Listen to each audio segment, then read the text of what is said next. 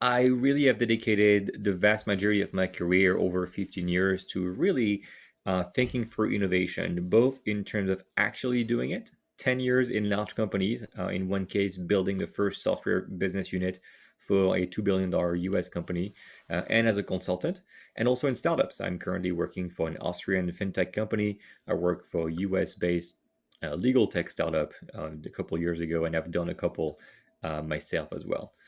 In terms of the deliverability of the content, I'm actually a professor at IE University, where I met two really good Egyptian friends, actually, both of which, actually, one of which is still in the US, the other one is back in Cairo as a neurosurgeon.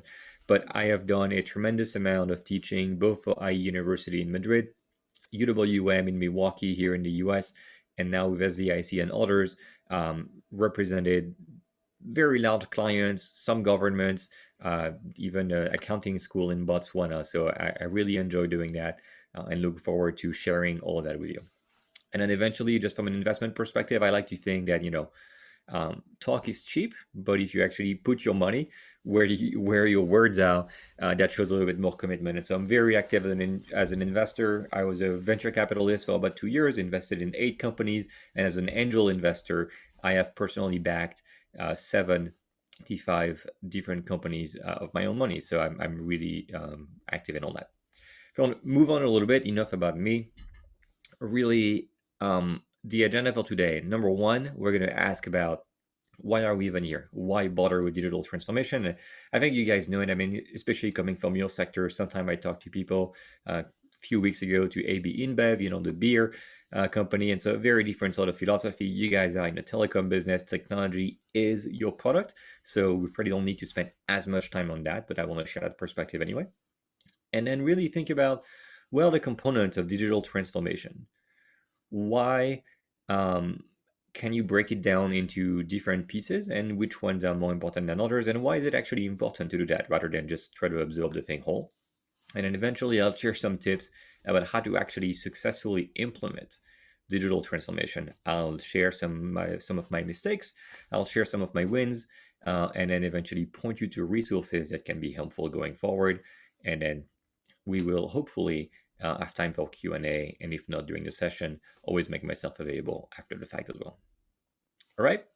By the way, interrupt me anytime. Just because there's a Q&A session at the end does not mean you cannot just raise your hand, unmute yourself, and speak up at any point in time. Always welcome that. So first of all, why bother with digital transformation? Number one, it's everywhere. I think you guys realize that, right? Probably those of you who were with Vodafone just 10 or 15 years ago, telecom was one thing. It was really about telephony mostly and other associated services. And you sold a typical type of product to only one or two type of customer segments. Now, your products are going into mobile banking. I know we have a couple folks on the mobile banking category. Your product, your chips for 5G might go into a refrigerator. You have a refrigerator as client. It used to be that you would have a businessman as a client with a cell phone plan. Now you have a refrigerator that is a client, because the refrigerator has to be able to ping the local delivery shop to ask for more milk or what have you. And so that's very much a huge change. It's everyone's job. That's also why I asked who is on the room with us today, and what kind of roles you guys have. 10 years ago, if I were doing those kind of trainings, the entirety of the audience would be R&D, maybe tech, and now everyone understands that even if you're in HR, even if you're in finance, digital transformation is part of your job, and so that's why you have to be in there. And then eventually, why even bother? Is because it is confusing. There's just so many buzzwords that are thrown out there, like differentiator and the other two team names that you guys picked. And so I think it's helpful to sometimes provide a layer of clarification so that all of the noise that is around digital transformation gets articulated into a signal, which I think is so signal to noise ratio is something from the telecom industry. So this is me trying to relate. If you can move on a little bit, last, please. Let's go into the first aspect. It's everywhere. As mentioned, you guys were born into this. Vodafone has been a technology company forever, but other companies that weren't in the past now have to adapt as well. And that's mostly good for you guys, because that means that companies, again, that weren't your clients before, like the refrigerator company or whatever, could now be your clients. It also means that companies that were not your competitors a few years ago could be your competitor now. I mean, I think in the US, GM, General Motors, started developing its own system of communication so that vehicles could communicate with one another. Traditionally, that would have been something that you would have thought the telecom company, what be it Vodafone or any of the US equivalents, that would have been who does that. And so you have to take that into account. Moving on, really, And one thing that I would add here, right? When we're talking about this, the sort of it's everywhere, right? It's not just from the point of everyone has to do it. It's also that those resources, those digital transformation, those innovation resources are limited, and everyone is trying to raise them. So now the question is that how companies like Vodafone in Egypt can compare with, let's say, some telecom provider in Brazil or some telecom provider in the United States or Europe. So it's really not just about sort of like the positive thing that everyone is doing it right now and there is more experience, but there's also more challenges to it. And I think that we really need to think about how do we do it on the global scale. How do we get the access to the best resources? How do we get the access to the best ideas? And how do we go and implement them throughout our business line? yeah, absolutely. And to that point, um, there is more so than ever such a thing as first mover advantage. There is monopoly power. And so, in some cases, companies that maybe you didn't care about before because of being a cross border Brazilian telco or whatever, there are some markets now where consolidation is happening so fast that there's a real danger if you don't pay attention that um, by the just sheer nature of technology being so pervasive, you could be essentially pushed out of your own market if you're not really careful. Now, from the perspective of the buyers and the people that are being more disrupted, you guys are among the disruptors. I mean, you're one of the enablers of that technology change. That's not to say you couldn't be disrupted as well, but really, you are in a driver's seat more so than most of the companies I give these talks to.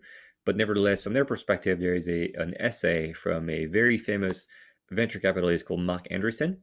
And that essay is about 10 years old now, and it's called Software is Eating the World. I invite you to read it. The link is on the website. And really, when you read it today, even just a small excerpt, it seems so obvious. But if you think about 10 years ago, all of those things were not really expected. The fact that software would be the essential element of a vehicle, of a car, that it wouldn't be just the engine or the transmission or whatever, that every single industry would be disrupted. At the time, that wasn't really as widely accepted. And so I think it's important to think about now that software has effectively already eaten the world, what is the next step? Is the next step more cannibalization, more consolidation? Is the next step a new wave? Is it AR, VR with a new way of interacting with the software or voice or whatever you? But you always have to think more, 10 years out and write something. You can write it to yourself. You don't have to make it as public as this guy, but write something to yourself that may seem a little bit ridiculous today, but 10 years later will feel very insightful. That's just something to take into account. If we can scroll down a little bit. Now, most of us as consumers are very familiar with how innovation works. Yeah, keep it to the right, please.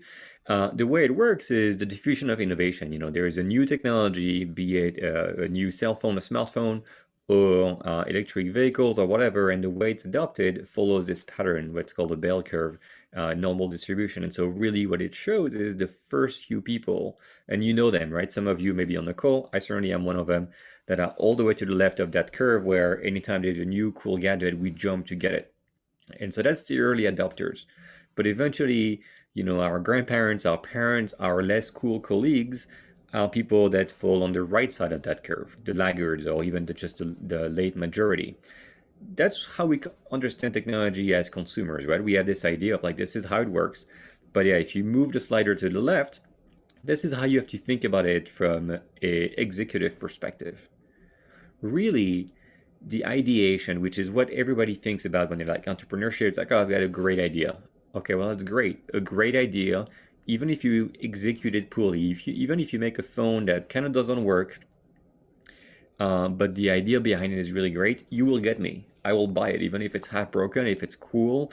If the idea behind it is interesting, you will get the early adopters. You might even get some of the early majority. But really, what you have to understand is that to deliver significant digital transformation, equally important, if not more important, is the execution part. And so we have to demystify innovation as not something that's just about a genius person having an idea in the bathtub. It's really about the grind of executing on those things. And I find that usually folks from large companies, especially capital intensive industries like you guys, where you have to deploy millions of dollars to install cell towers, older rollout, etc., understand that a little bit better. But there are other industries, there are other people that kind of don't get it and they think it's all about just having an idea. So moving on.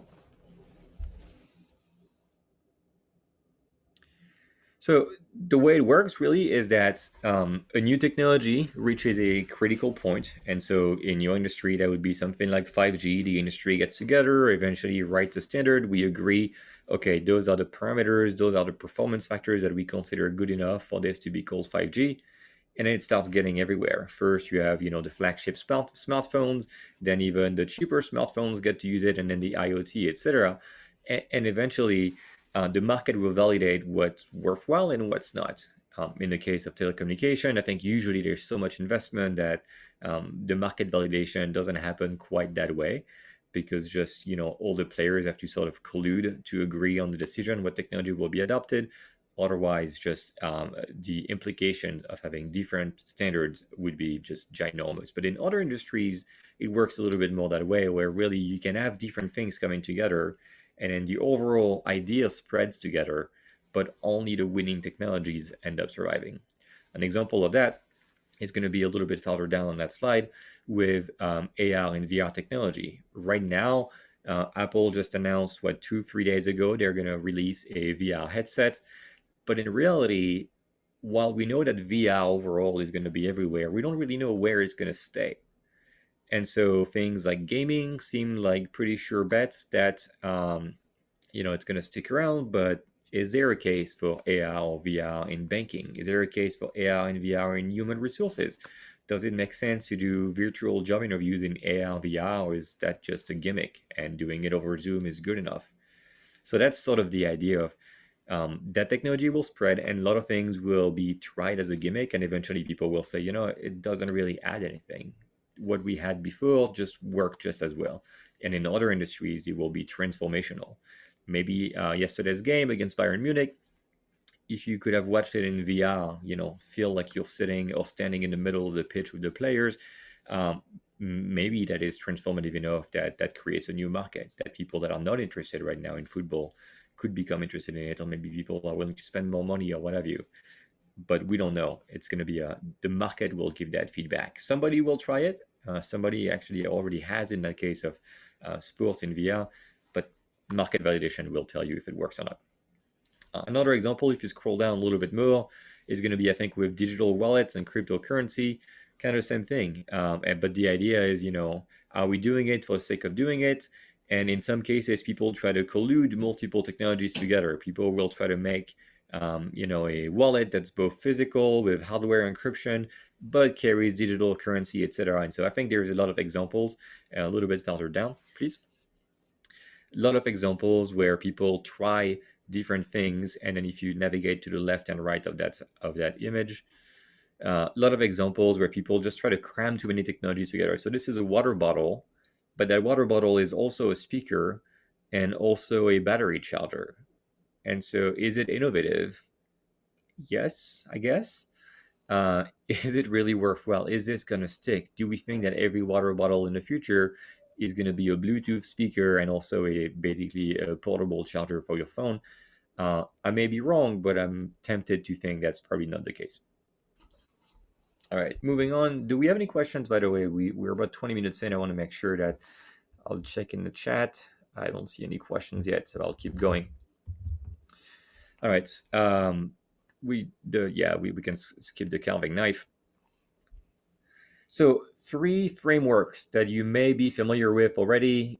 Let's start by clicking on, that one's actually, this one is the best one. So this is what's called the Gartner Hype Cycle.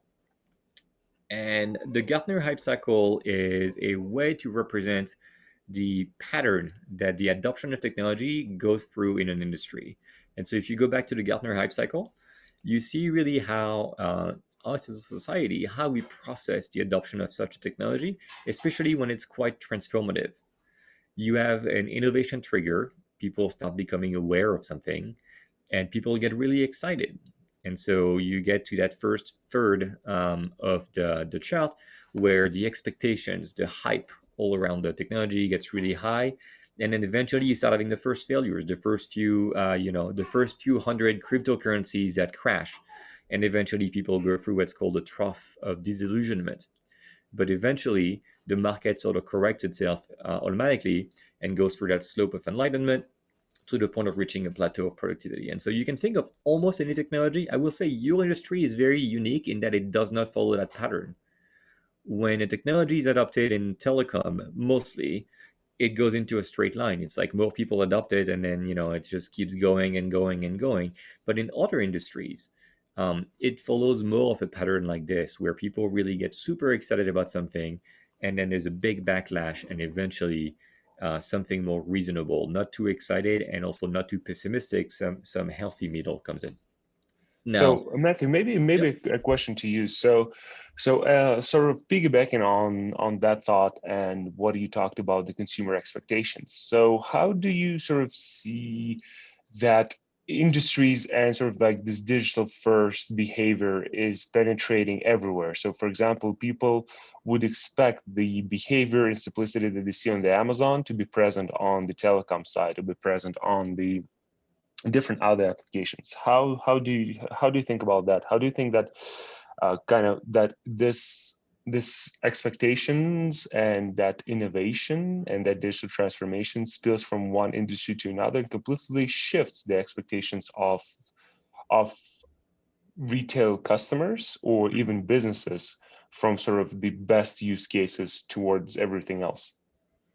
I think there's a couple things. This is really how technology gets adopted. What you're talking about also includes business processes and customer experience and all those things, and that doesn't really follow a similar pattern. We do see, though, to your point, now there's a lot of cross-pollination across industries, and so the convenience of Amazon, to use your example, is definitely an expectation now for everything because Amazon can deliver, well, starting with books, a decade ago, and now literally almost everything within a day. We now expect this from almost every other place that we shop at, regardless of what we buy, including in the B2B space. Expectations for speed of delivery have increased because Amazon has made returns a lot easier.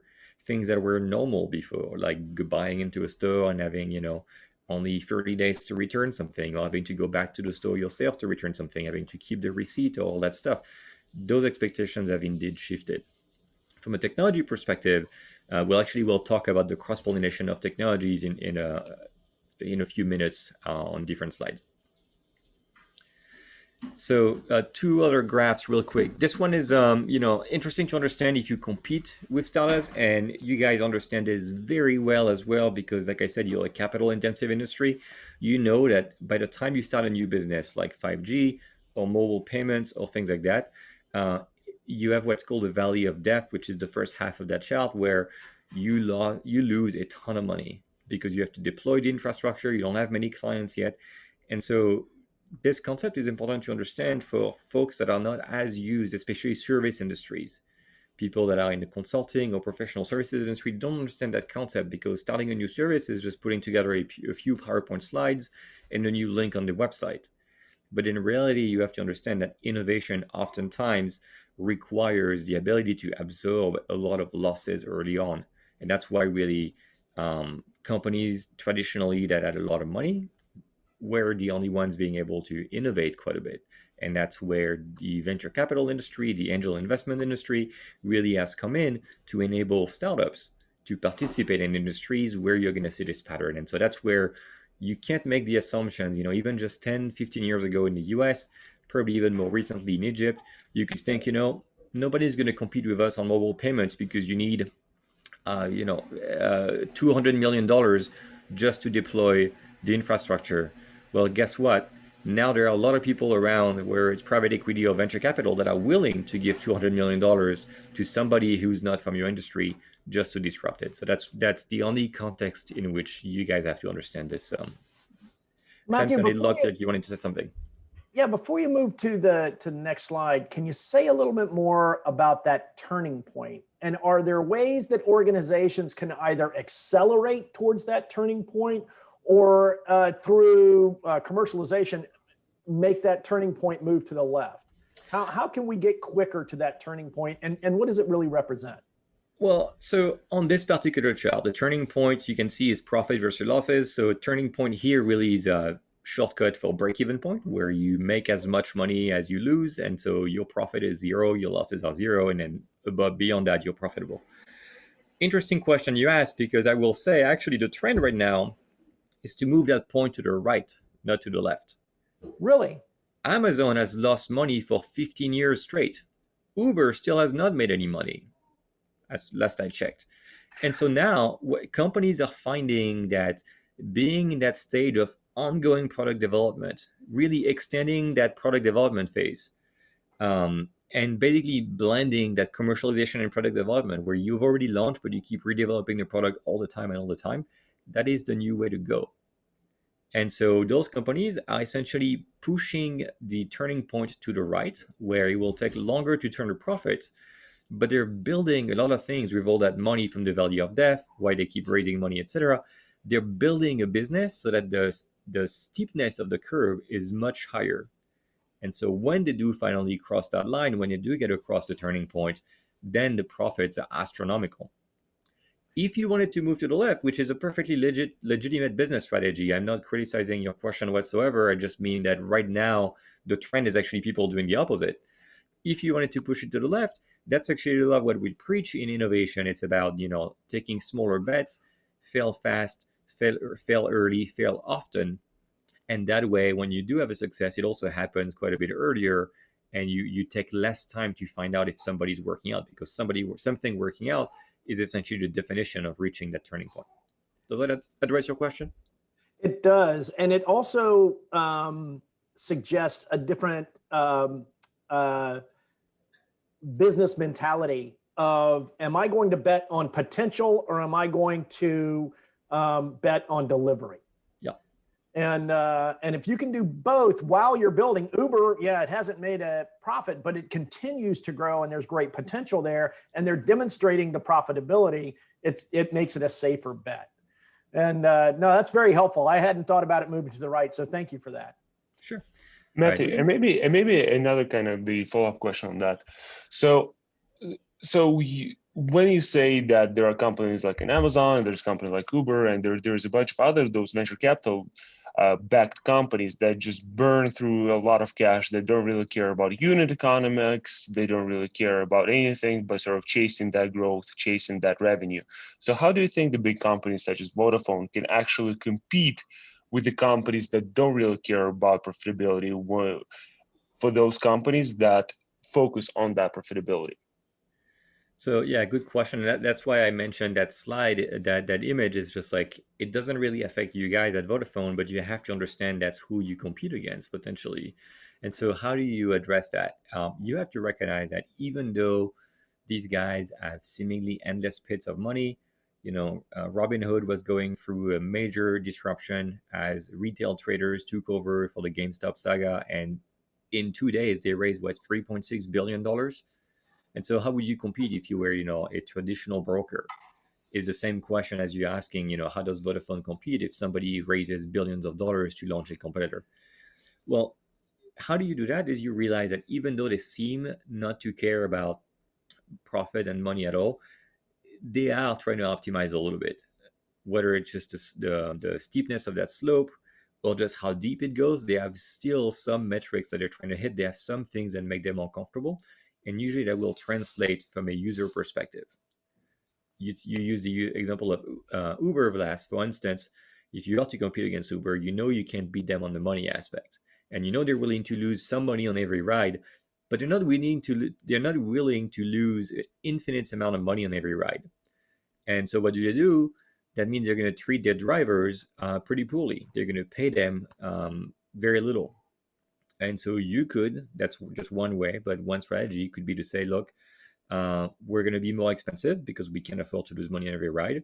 But more of that also will go to the drivers, and that way we'll get higher qualified drivers. They will be nicer. Maybe the vehicles will be nicer, et cetera, et cetera. You just have to understand that, pricing is not where you're going to win. So find the other angle.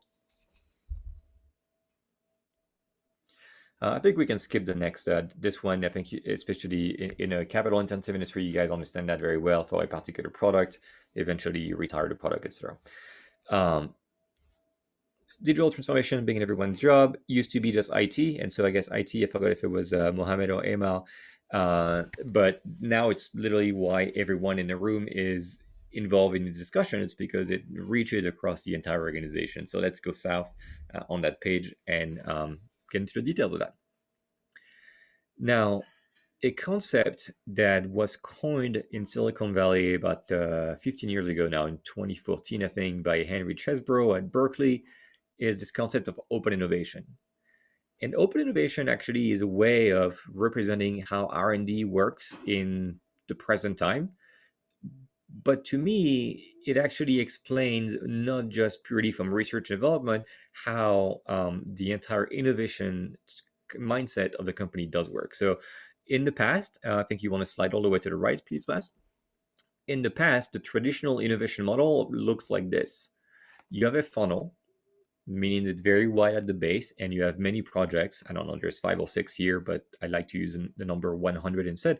Let's say you have 100 projects, and then over time, as you do some research, as you start developing the product, etc., a lot of them will fail. And only a small percentage, let's say 10%, actually makes it to the market. And your funnel is really steeply narrowing, and also it's closed. There's no holes in it. Now, the way that we have to think about innovation, if you slide to the left, please, thank you, is in this open model. And so the open model, what it means is that not only you want to broaden the funnel by having more ideas, not just 100, that's what comes from your own internal research department, but maybe have 200 ideas, because you'll get some from customers, you'll get some from academia, you'll get some from looking at what competitors are doing, et cetera, et cetera. And then it's acknowledging that having only 10% of those projects succeed is a huge failure, and it's a huge waste. And so what you want to do is on the north side, on the upper side of this graph, you see some of those bubbles, some of those projects are coming out of the funnel before the end. And that's when you realize that maybe you invent a technology, you come up with something and it doesn't make sense for you, but you have to be comfortable basically spinning it out, selling the intellectual property to somebody else, spinning out a new business unit that is not part of Vodafone or whomever, and essentially acknowledging it could be a success, not in your current market, not just in your current organization. On the bottom part of the slide, you see also some of those projects, those little bubbles that come in the funnel, not at the beginning. And this is also how you do modern innovation. You have to realize sometimes there are things that maybe you wish you had invested in researching 5 years ago, but you didn't. And so how do you catch up? Because that funnel is long. It takes years to go from start to finish. So what you're going to do is you're going to acquire startups or partner with them. You're going to work with academia. You're going to license IP, patents, or technology or know-how from other companies, and you're going to catch up. You're going to use that as a way to open your funnel on the side and let new things come in. Now, this is still very much an engineering-ish graph, but really, when you think about that, this is something that can apply to every single function of the organization. Marketing used to work the same way. It's like, well, we have to do ads and all of that. And now you think about, okay, well, there might be some assets that we created for a marketing campaign that maybe we could co-advertise with another brand. Or maybe there could be things that you wish you had done and you want to catch up. And so likewise, you can inbound some things from others. Does that make sense? Let me see if we have any questions in the chat. Okay, it looks like Clemson is managing the questions. No comments, nothing at this point. Should we move on? All right, scroll down, please, then. Let's use a simple example. It's an example actually I use for everyone, but it works very well for you guys. Let's use a toaster. So I'm a toaster manufacturer, And this is how the world is moving. You can see in the first column here, the product, the humble toaster version 1, has it's been mass marketed since the 50s, does two things. It toasts bread, and then if you paid for the extra fancy model, you have different levels. You can say, level 1, 2, or 3, depending on how dark you like your bread. Then more recently, in the first wave of innovation, I would say in the early 2000s, we started adding more features to products. People had higher expectations and all of that. And so we added things like maybe a programmable timer, maybe even Bluetooth if you get the extra fancy. But what's really important is if you think about this is obviously a mocking name, but Toaster.io v3, release date 2025, you think about all the things that go into it. That toaster could be voice enabled. Maybe there's a nano coating, so that involves material science that's antibacterial, so that the crumbs don't end up rotting, and all of that, and molding. And if you look at the bottom, the way that you buy this toaster is actually a subscription. You don't actually own a toaster, you pay a subscription. It's probably a DRM, and you can only put slices of bread with a microchip that's approved by the manufacturer, otherwise it refuses to toast them. And so as that's happening, right? And this is a kind of an extreme example, it's a dumb example, that's why I like to use it. But it's not too far-fetched to think that there are a lot of products that we buy as consumers or that you buy as a business that will evolve in that direction. I mean, the subscription thing has already happened. You used to buy software, now you have to license it, every month. And so when that happens, the innovation, to go from the humble toaster to the Toastamatic 2000, that was still very much the engineering department. But when you start adding, voice enable, I mean, you're a toaster manufacturer. What do you know about voice enablement? You need somebody that's going to manage partnership. You're going to need to license the IP or do some integration. Like, you don't want to start having to reinvent natural language processing as a toaster manufacturer. You want to actually take the technology that somebody else came up with and do what's called standing on the shoulders of giants.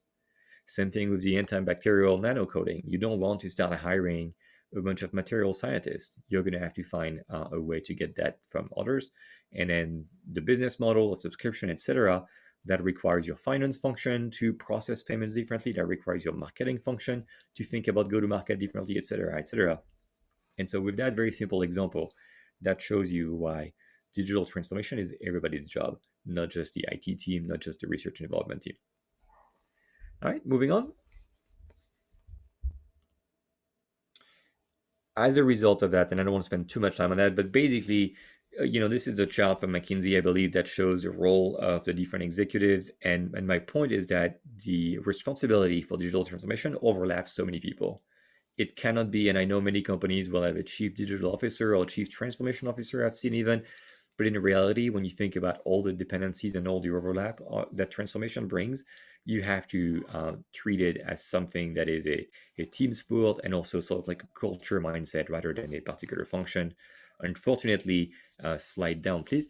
Unfortunately, what I see too many companies do is what you'll see on this picture, which is a cartoon, obviously a fictional representation, but this is what I see too often. You're going to have an org chart with a bunch of really cool sounding titles, but eventually those people are in a tiny box and nothing really happens. So how do you actually empower people? How do you structure your organization to deliver results for digital transformation? Well, that's the next slide. You're going to want really to be distributed. You're going to want to be decentralized, and you're going to want to have people that are really there because they have the merit to be in there, because they have the right mindset, the right culture. It's not something that's driven on title. Many people may have performed extremely well in the past when the company was operating differently, but if they are not really presenting the right characteristic to adapt to this sort of like open innovation model, it would be a mistake, an error to actually empower them or give them the ability to control investment decisions and innovation decisions. So that's some of the key aspects. And one value that I know personally when I do hire folks, I really look for is the curiosity. And so more than industry expertise, etc., I want to bring in people that are always looking outside the box, always looking at what others in the industry are doing, what other industries are doing. Vlas, you ask questions every time you and I talk, and every time we do one of those chats, you always ask about what the cross-pollination, What about what other industries are doing? That's exactly what I'm looking for when I want to staff an innovation team, is people that don't really just look solely within the firm or even within the industry. All right, let's move on. I think we're approaching, we can probably go very quickly over that confusing part for you guys. That's a little bit less relevant because you're in a telco business. Let's move on a little bit. Keep scrolling. I'll do a quick pause here. The one above, please. Quick pause. There's a lot of fogginess, a lot of definition issues with regard to digital transformation. And I think, while I don't like to be pedantic, I don't like to just, be very particular about words. I think it's helpful to understand essentially 3 dimensions of how those things work. Number one is really what I would call digitization. And digitization is not transformation. This is just like the way the world is moving. It's just getting better paper. And so what digitization looks like is simply when you have a legacy system and you replace it with a digital version. And that could be like replacing your calculator by a nicer calculator, or your abacus by a calculator. It's maybe you used to send your suppliers a questionnaire on paper that they had to fill out and then fax back to you, and now you do it with a web form. That's not digital transformation, that's just digitization. A little bit more ambitious is what I would call, and again, the terms don't really matter. What matters is to understand the levels. Digital reimagining. And digital reimagining is when you start really thinking a little bit more than replace analog A by digital A. You look at A, B, and C and figure out, how can I rearrange them in a way that makes sense, not that all of them are digital. And so in that case, let's stick with the supplier example. You rethink essentially your supplier onboarding process, not just to give them the exact same questionnaires and all of that and qualification papers as you did in digital format, but actually maybe changing the actual flow of how those things happen. What we really want to talk about is on that right-hand side. It's going to be digital transformation. And what that means is not just digitizing the things and maybe rearranging a little bit. It's really thinking about, what if you were to start the business today? What if you were to start the business today, maybe with very little money? Sometimes a constraint is very creative, a very powerful creative force, and you were to build a digital native. Recently, I was working for a company that was the world leader in e-discovery, which is a legal term, and so legal process, and really they struggle with that, where their software was built 15 years ago, and so it was actually a digitization of a manual process, and now they were getting hammered by new entrants that were reimagining the entire process purely from a cloud native perspective.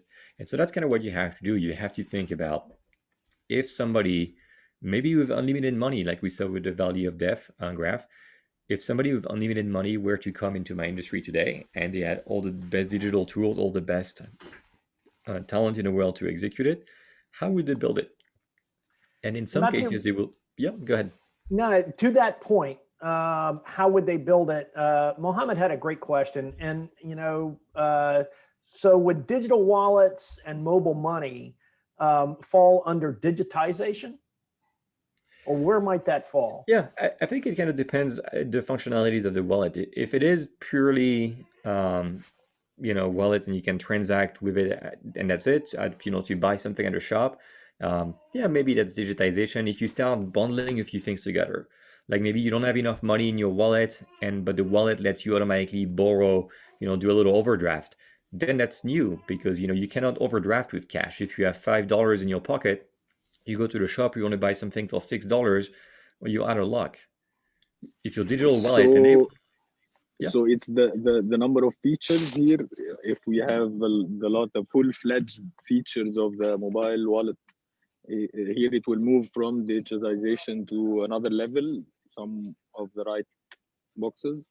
Yeah, and especially if you do things that couldn't be done before, right? Right now, if you have cash in your pocket, and if I wasn't, 2,000 miles away, I could mug you. I could come at you with a knife and say, give me your cash, right?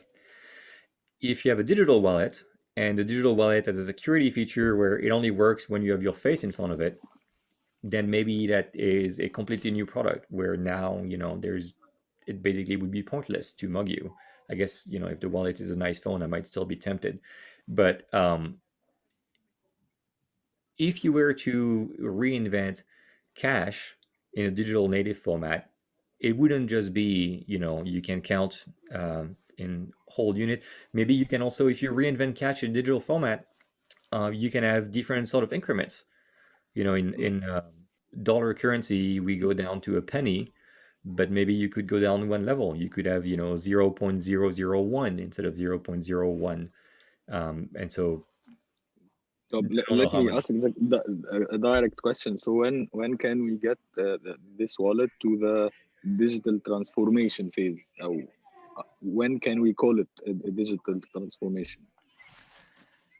I think, when you reach the point where it's really a completely different experience than what the cash wallet was, you can call it as such. Digital transformation, though, that's not like an end point, right? You can always keep improving. So it's a journey. But if you've gotten to the point where already it enables you to do a lot of things that you couldn't do with regular cash, I would say, it is a digital transformative product already. Does that answer your question? Somehow yes. So I'm trying to Get special get it features. You more want in. particular features out Yes. of me? So as if I will call the mobile wallet a digitization once I launch it with the best features, يعني, or the core features, or the starting features. And Mhm. then when I add more features, this is the digital reimagining, when I am bundling or getting some more features into the wallet. And then the full-fledged wallet with all the features will be digital transformation. Do I understand it right? Are these the phases? Yeah, more or less. I think the challenge with the wallet example is it's a pretty simple product. There's not a whole lot around it. And by the time you change it enough, then it's not a wallet anymore. It's a mobile banking app, right? Um, I get where you're going, but yeah, a wallet is it's such a simple product that it maybe not the example that you have in Okay. gray on the slides explain a little bit more, with something more complex, what I would call digital Okay. transformation. But in the wallet example, to stick to it, if your wallet lets you pay, shopkeepers but let you also borrow money, like an overdraft, maybe lets you earn money by lending to friends and automatically, converts the interest payment. Or I guess you can't do that. I think lending is not good with Islam, but there's other, sort of financing products that could be embedded into a wallet. Um, Security features would be another aspect that doesn't really exist. There's a few things that you could embed in there that would actually make it a transformative experience for sure. Okay. And the landing is coming soon here, by the way. Oh, I know there's a couple of workarounds for especially for like mortgages and all of that, but yeah, it's I know that actually I think IE where I teach is a class on Islamic finance because of just the nuances of how it's done. So interesting. Love to hear more at some point. Yeah, and just another quick piece for our colleagues, and Matthew, we don't have to go deep into this, is where does 5G fit? Mm-hmm. Is as 5G is coming in, we're seeing that as a transformative technical element. Well, what makes it transformative? What would, other than just moving things faster? How will we move things? What things will be moved differently? And how are things going to change in ways we can't even anticipate right now? So that idea of digital transformation is not just the technology, it's how we use it and how we interact with it to create something entirely different. So just something to think about, and we'll be talking about that when we talk about our projects as we go forward. So thank you. Yeah, a pleasure. In the case of let's use 5G with that wallet example. You could do some sort of innovation where the 5G network and therefore the account holder, the Vodafone account holder that's there, serves as a verification mechanism. And so it's easier for me to send money from a Vodafone wallet to another Vodafone wallet without a password, just because Vodafone can validate on the network and via also the account on the phone that it's, they can validate the identity of the two participants a lot easier than if it was somebody from Vodafone with a Vodafone account and somebody from a different sort of provider. So Yep. that's sometimes things like that that can be enabled by technology. Huge. Absolutely. Thanks. Yeah. All right, let's skip forward, please. Because passwordless being a big topic, by the way. Couple types of value creation very quickly, just some terminology that people love to use. You got vitamins, you got painkillers and candy, and I would advise that you spend more time on vitamins and painkillers, especially painkillers. So vitamins are things that just make your job a little bit easier or whatever. Painkillers are things that solve a real problem, a real pain. I would argue that in many cases, a mobile wallet is vitamins. There's nothing wrong with vitamins, but it's not really a pain. Like cash works, credit cards work pretty well. So it's not like people are in huge pain right now and feel like they can't transact in their everyday life because of it. Could they take vitamins and feel better? Yes. Now, candy would be something like if a startup starts doing stickers so that when you do a mobile wallet transfer, you can also send a cute sticker. Nothing wrong with it, but it's not even a vitamin. It doesn't even help the transaction. It doesn't solve the pain. That's kind of what it is. Now, the challenge is that candy is attractive. And so if you scroll down a little bit, you'll find also that the type of people that are selling those solutions, it's too tempting to take candy from clowns because the clowns are more fun, they make more sound, they scream a lot of stuff, and so there's a lot of noise if you try to learn about innovation that comes from clowns. In reality, what you need is medicine from doctors, which already a lot of people don't follow, and then vitamins from nutritionists. But again, this is just to say, be careful. A lot of what's out there in the innovation literature is clowns selling candy. All right, I think let's move on to the next chapter. Really, the what are the facets of digital transformation? And the first one is going to be all about growth. And so if we go down a couple scrolls, so the idea of doing innovation for growth as a essentially, why are we doing digital transformation is for the growth aspect. The reason you do that is because tremendously right now the markets, investors, both private and public, are rewarding companies for growth. I think I have a few examples below that will show you sort of like the returns, and I think none of those will be particularly surprising for you guys. But generally speaking, companies that are growing fast, even if they lose a ton of money, outperforming others. And so generally speaking, I would say growth of the top line, even when it's at the expense of profit, is the number one motivation for digital transformation, but also the number one reason to do digital transformation in the first place. Now, if you scroll down a little bit more, I think we have a few more examples. Just companies that are growing significantly but losing a ton of money just a decade ago would be vastly underperforming. If you were unprofitable, you would be lambasted and mocked on all the TV networks and financial newspapers. And now companies that have been losing money since in 2020, there were about 400 companies that were publicly listed and lost money. 34 of those ended up more than tripling that year. And so investors completely don't care about profitability. It's all about growth. Let's skip forward. I think this is probably not news to anyone. So some of the goals for digital transformation that are associated with growth. Number one, new revenue lines. Essentially create a new product or new product extension. And so that's one of the reasons why you innovate, is to find a way to essentially generate more things. Right now, Vodafone is not, well, right now it is, but a few years ago, Vodafone was not at all involved in banking or in cash. Now with the mobile wallet, you are. And so that's the result of digital transformation. You get a new revenue line. Number two, new audiences.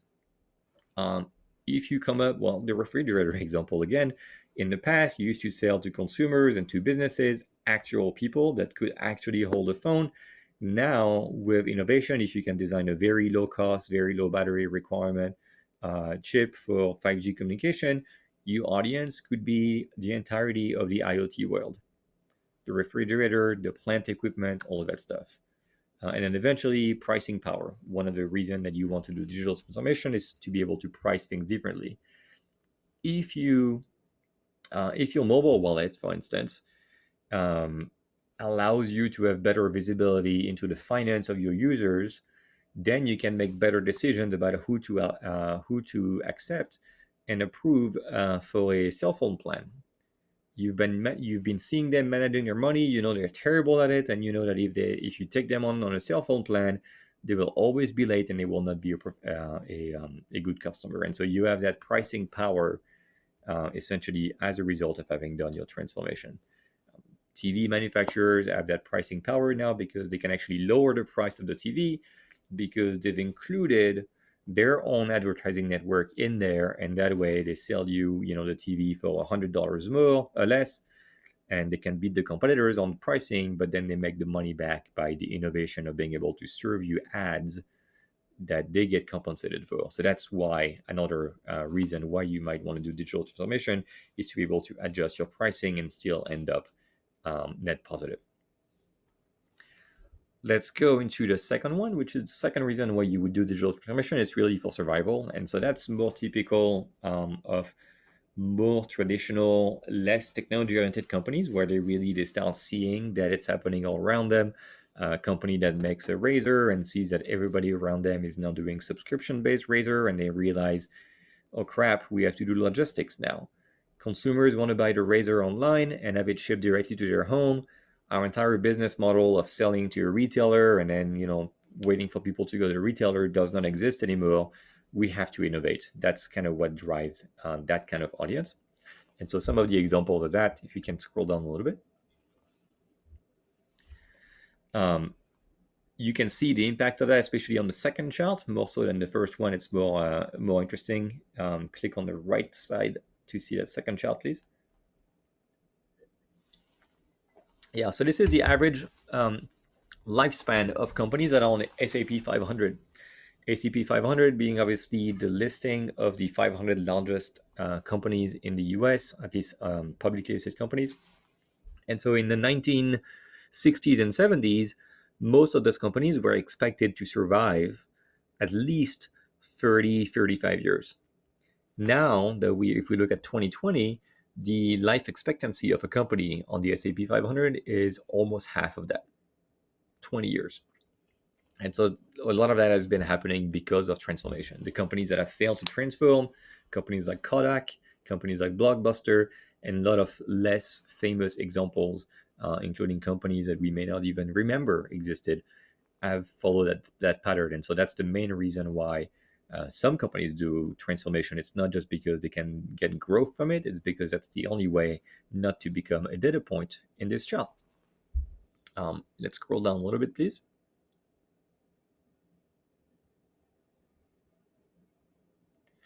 So typical survival goals of digital transformation. Number one, and that's actually, I cannot emphasize this enough, this is the main one. And I would argue in many cases, it's not even digital transformation, it's just digitization, but nevertheless, super important, channel migration.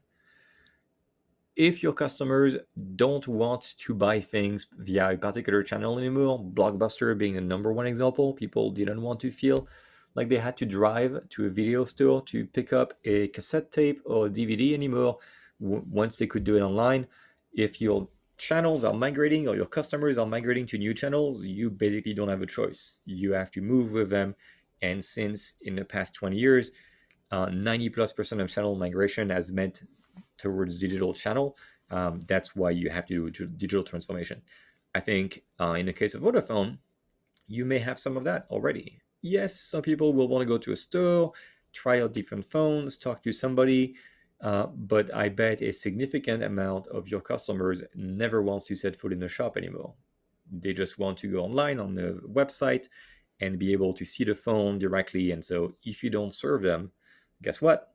They'll decide that the channel, the experience of the buying process is more important to them than the quality of the network, and they'll go with your competitor if they have a better website, a better channel to reach them, essentially.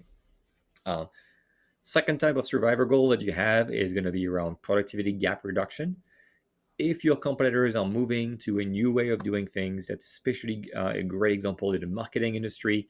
if you're still doing, billboard ads on the side of the road, and you don't really know, your return on investment, roughly 10,000 people drive by it a day, but you don't know how many of them end up converting, etc. Whereas your competitors have shifted to doing Facebook ads, and they know exactly how much every single click costs them and which keywords work better than others. Over time, not in the first year, not in the first decade, maybe, over time, that improvement in productivity, improvement in being able to measure what matters and what doesn't, will make your competitors so much better than you that will be a real survivorship challenge. And then finally, customer experience. The channel that we talked about is just the experience of buying, but then there's also the experience post-purchase, where people want to engage with things in a different way. An example of that is, people used to buy CDs. I think people would still like, technically, to have a physical copy of a piece of art that they have, like music. But at the end of the day, the convenience of being able to enjoy it anywhere, on your phone, on any of the devices you own, has essentially driven the industry to move towards the iTunes model. Also, people realize that, they want to support the artists that they like. They don't really want to buy a full album. They just want to buy 2 songs. And so the experience of being able to buy individual songs instead of having to buy a package, a whole CD or whatever, is also something that, in many industries can happen. And people have changed their expectations of what they want to buy or how they want to buy it, and you have to adjust. Questions, comments, feedback, anything?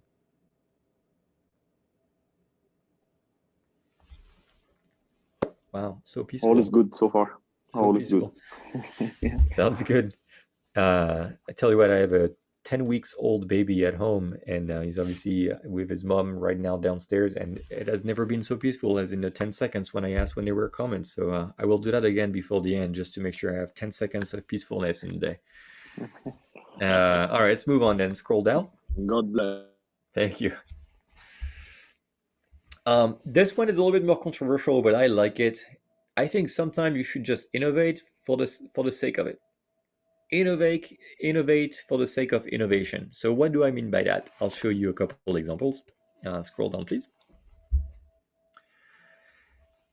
So a lot of people are actually doing innovation for innovation's sake, but doing it very poorly. I want to show you some examples of where it's actually more productive.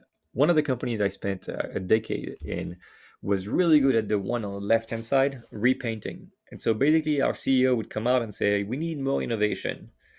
And so people didn't really want to do real innovation. And what they did is they decided to rename a conference room that was, conference room M was now called Shark Tank. And they had some product lines that were doing okay and were, somewhat recent, maybe launched in the past 5 years. And on the P&L, they just were relabeled innovation product. And so that way, next quarterly meeting could go to the CEO and say, oh yeah, we derive 20% of our revenue from innovative product. Absolutely terrible idea. Second example that I see a lot as well is what I call cargo culting. Cargo cults are a very cool phenomenon. Well, very cool, I guess, in one perspective, very sad in another, where in the Pacific Islands, close to New Zealand, Papua New Guinea, and all of that stuff, there were some islands and some tribes that had never seen modern civilization. They had their own, they were still just surviving on hunting and gathering and fishing, but they had never done any sort of like real modern lifestyle. Whereas the rest of the world, mid 20th century was already a steam engine, even a gas engine, all that stuff. And so once in a while, a ship would sink close to that region, maybe on its way to Australia, New Zealand, or whatever, and there would be a piece of cargo, maybe a container that would essentially end up washed ashore on one of those islands. And, think about it, you're a tribe, you're wearing animal skin as clothes, and you only eat what you can find on your island, and suddenly you have a shipping container that lands on your beach. You don't know what that is. You crack it open. It's got a radio in there. It's got a bunch of stuff. You never know what that is.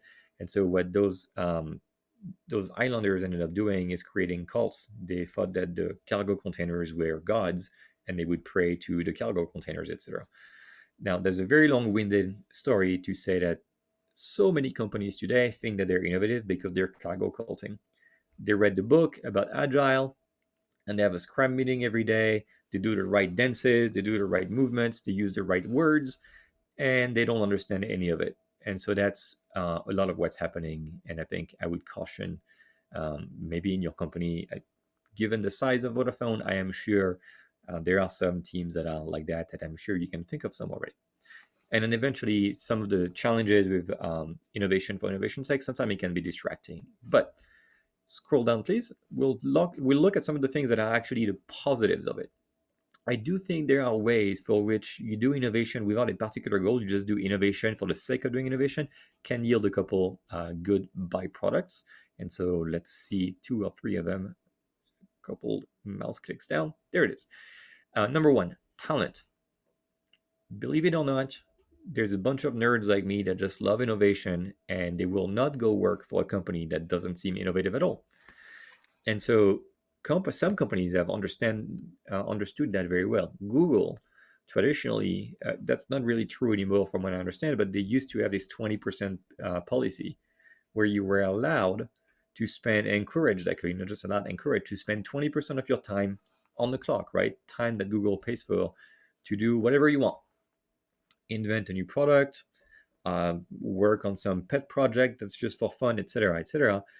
And there's significant evidence that if they had not had that policy, they would not have been able to attract the same quality of talent. Now, the direct result is actually products like Gmail, I believe Google Map, and a couple others were created during those 20% time. But beyond that, there's also thousands of engineers that stayed at Google because they had that freedom to do other stuff. And so in the other 80% of their time that they worked for Google, they were significantly more productive, happier, and better contributors than if they had basically just been forced to work always on stuff that has a KPI that can be measured, etc., etc. And then the second one, I'm going to blend market intelligence and unexpected idea. At the end of the day, innovation is just copying. It's copying things from another industry or another discipline into another. Humans are not technically capable of inventing something from scratch. Everything is just about remixing and recombining. And so by doing innovation just for the sake of it, trying a bunch of stuff, even if you don't really know why or whatever, eventually some of it results in having some insights, learning about a particular market, and maybe ideally coming up with unexpected ideas that would not have otherwise been generated. Let me see if there are any questions behind that screen here. Nope. Okay, let's move on then. How to do it? So we'll talk very briefly. This is the fastest part. Don't worry, we'll make sure to have time for Q&A. Number 1, strategy. Number 2, execution. And number 3, resources. And so let's go straight into strategy.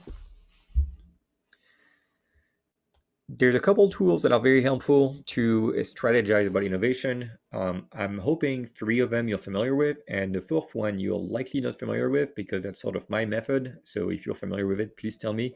I'd love to know if it's sprawling around the world already. Number 1, Lean Canvas. Lean Canvas, and you can click on the link whenever you want at your own free will, is essentially a way to represent a business plan in very simple format, but actually very constructive format. Quick show of hands, if you can show your hand on Zoom or type in the comments. I'm guessing most of you are familiar with it. If you're not, maybe we can click on that link just to get a super quick overview. Yeah, I see a couple of hands. Well, I see if you go down to the bottom of your screen, there's a reactions button. You can click on that reactions button. And if you want to know more, you can ask a question. You can say yes, no, give a thumbs up. But Lean Canvas is really helpful in that, just like Matthew says, it's always available. So when you have that good idea, you can click on that link and go in there very quickly. Yep. And get that good idea out and begin to get ideas back. That may be something that your team might want to do as you move forward. Thanks, Matthew. Yep. The second framework that's really helpful for those things is design thinking. Design thinking, to keep it extremely simple, it's all about empathy. Empathy is the ability to relate to people. And I think historically, a lot of companies, when you think about launching a new business, the first question is like, okay, well, how do we make more money? Or how do we use what we already have? We already have cell towers, we already have X, Y, and Z. What other services can we have from that? Design thinking doesn't sound revolutionary, but actually kind of is, because it's all about putting yourself in the shoes of your consumers and asking yourself, what do they actually want? What would make them happy? And then trying to use that as your constraint to say, okay, well, I don't know how we solve this. Like what we have right now doesn't necessarily lend itself to solving their needs, but we have to take those needs into account. We have to feel about what they want. It's just about the outside in versus the inside out sort of method. And then agile is more of a method of making sure you break big goals into smaller ones. I'm guessing Vodafone must be on agile already. The one I want to talk about is the one I sort of coined. None of it is invented by me. It's just combining a few things together. Like I said, innovation is mostly stealing. And so I want to talk through that 3D model of innovation. Let's scroll down a little bit, please. The 3D model is essentially taking into account that just like an investment portfolio, where depending on your age, your goals in life, your income, what age you want to retire, if you want to retire very young or if you're willing to work very late, you will have different sort of investments, right? Also depending on how much risk you're willing to take, et cetera, et cetera. And so I like to think of innovation as a three-dimensional sort of cube. And the dimensions on that physical object are as follows. Number one is approaches. There are many ways that you can do innovation. And so if you click on the little plus next to approaches, it will show you some different things you can do. You're actually doing one right now. One approach could be you're going to have an innovation team dedicated. And we saw that's not usually a good idea. Another approach is you can have hackathons. Like every other weekend, Vodafone hosts an internal hackathon where employees can come and work on side projects or whatever. Another approach, which is the traditional one, that I work on with SVIC on, is innovation excursions. If it wasn't for COVID, you guys might actually be with me and Vlas and the team in San Francisco, and you would be spending time immersing yourself in that culture. All of those approaches are okay. It's not one that's better than the others. It's just, again, depending on your goals, some of them will work better than others. Now, the second dimension is going to be the area of innovation. So if we scroll down a little bit and click on the plus sign for the next chapter, the areas of innovation is where your specific roles are going to come at play a little bit more. Innovation is not necessarily just about adding more features like we were discussing on the wallet, but it's also thinking through, okay, well, what about the configuration? What about the internal aspects of how we actually make the product or the service, from the pricing aspect of it, the profit model, all the way to the network? What are the different people that you rely on, internal and external, or the process? Then you've got the yellow boxes in the middle here, which are the product and the product itself, as well as the ecosystem around it. And then eventually on the right-hand side, everything that comes with the product, the experience, the channel, the brand, the engagement, all of that stuff. And so you can innovate across each of those 10 dimensions and probably more. And like with the approaches, this is not something to say like some are better than others. This is all about having the right balance. For a company like Vodafone, there is probably a lot of opportunity on the left-hand side, because you have, again, so much capital, so much infrastructure.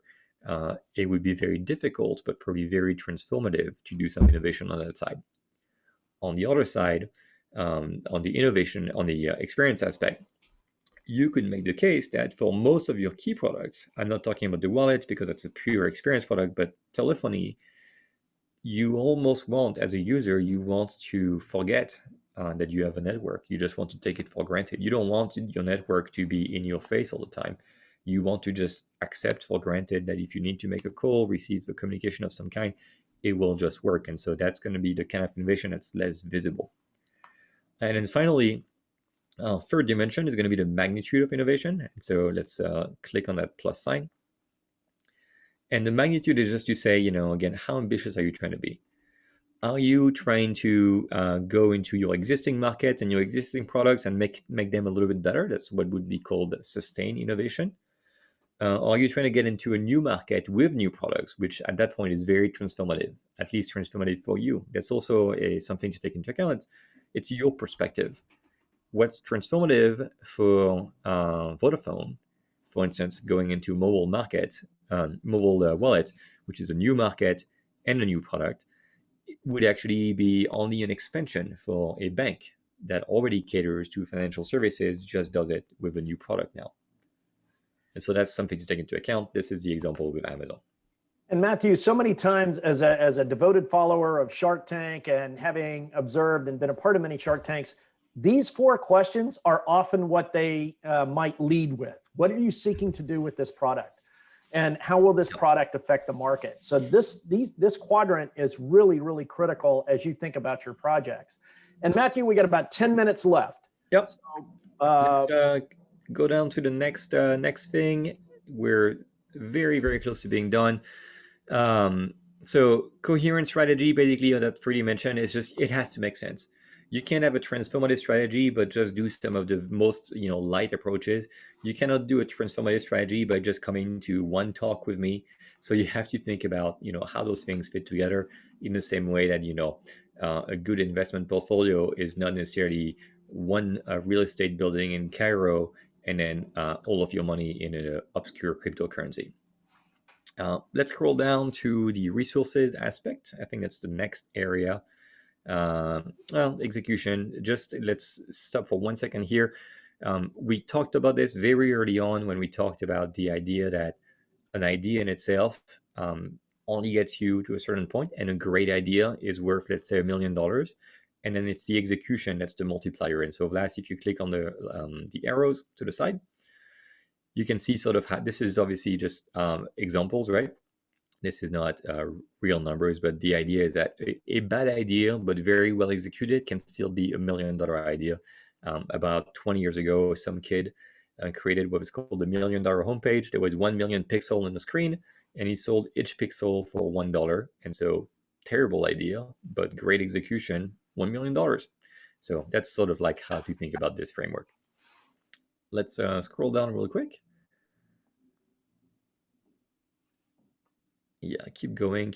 I think you guys know all of this. Let's just go straight to this one, and then we'll do resources and Q&A. So success factors for execution. Number 1, get some help. And you're doing this right now with Clemson, with myself, with SVIC. That's great. I think you have a lot of the muscle in it, in Vodafone, but you need some help to guide you on that journey. Start today. That's number 1 aspect in my view. Really, you can talk innovation all day, and by the time you have your next steering committee meeting about it, your competitors will have innovated some more, etc., etc. So it's really a matter of execution. That means execute today, not have 2 years of planning before execution, and then eventually also have some goals. And the goals don't have to be particularly ambitious. Even it's very difficult to set goals for innovation. I'm one of the most ardent proponent of not having concrete goals for innovation, but you have to have some kind of goals that you're shooting for. And then let's keep scrolling down a little bit. Resources, we don't need to spend any time there, but actually I invite you to check on my website. This is literally what it takes to maintain that curiosity, that innovation mindset. This is the type of resources, and so you'll find a lot of information. I will say some of it is geography specific, and so some of the things that I've listed here, they might work very well in the US, and maybe you need something, for the African world or the Maghreb region. There might be some different resources, but overall, this is sort of the amount of stuff that you have to start caring about to be able to really stay up to date. And ta-da! Questions, comments?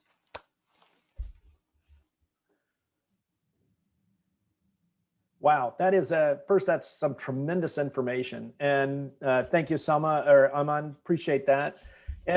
But what questions do you have? And as you start thinking about all of this information, and in maybe 2 levels. First, for Vodafone, and where is Vodafone in this digitalization, digital transformation journey? And then maybe your project, and where would your project fit? So if you want to put your questions in the chat or come off of mute and just ask your question, that's fine too. We've had some good questions so far. I know some great questions out there.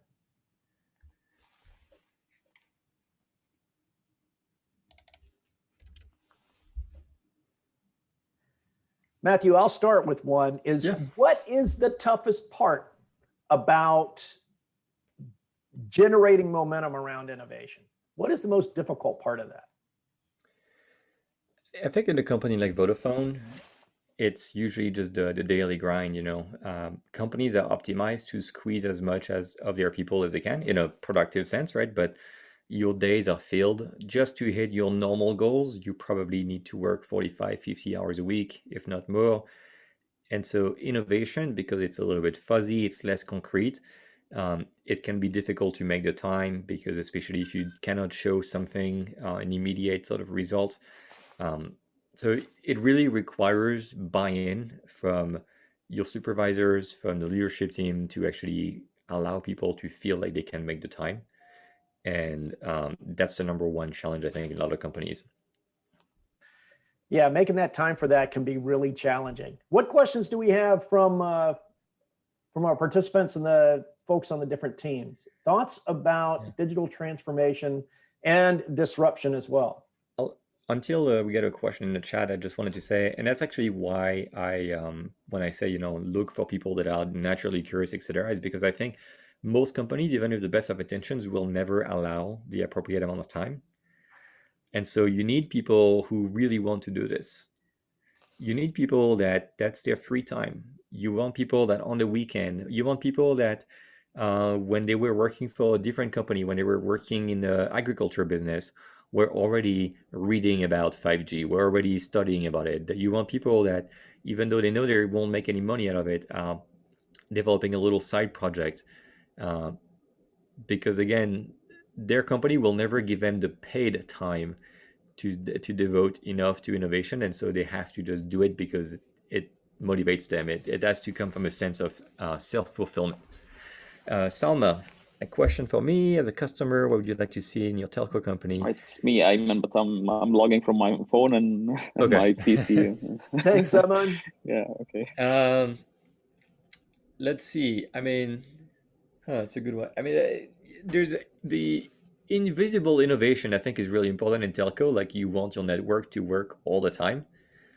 Yeah, I kind of want to forget about my network. Like, every time I have to look at my phone and see like how many bars do I have, that's an opportunity for innovation.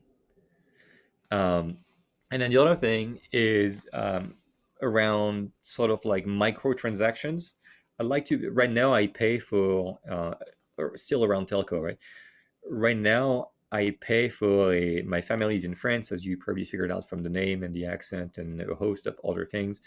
But I pay for $15 a month to be able to call them whenever I want and not have to worry about how much it's going to cost. I would prefer to be able to like bid on time and say, hey, you know, Vodafone, how much would it cost me right now to make a 20-minute call to France, and manage my sort of my international calling budget on a case-by-case basis. I think that would be really cool. Yeah, I think that would be one aspect. I think there's a lot to do with separating the phone as a physical asset from the network. But I understand why it's complicated right now, and why, at least in the US, you buy a phone with a network. But I kind of wish that there was innovation in that area.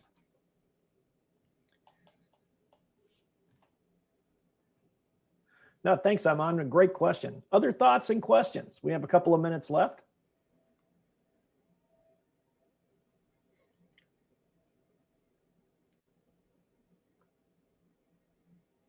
Well, if you go to that webpage, you'll find my contact information at the bottom as well. I hope it came across, even though it's 7 a.m. here, or was 7 a.m. when we started. I hope my enthusiasm came across, and you believe that I'm genuinely interested in that stuff. So if you have any questions after this talk, please feel free to reach out. I'm always happy to make the time for a quick chat or a quick email.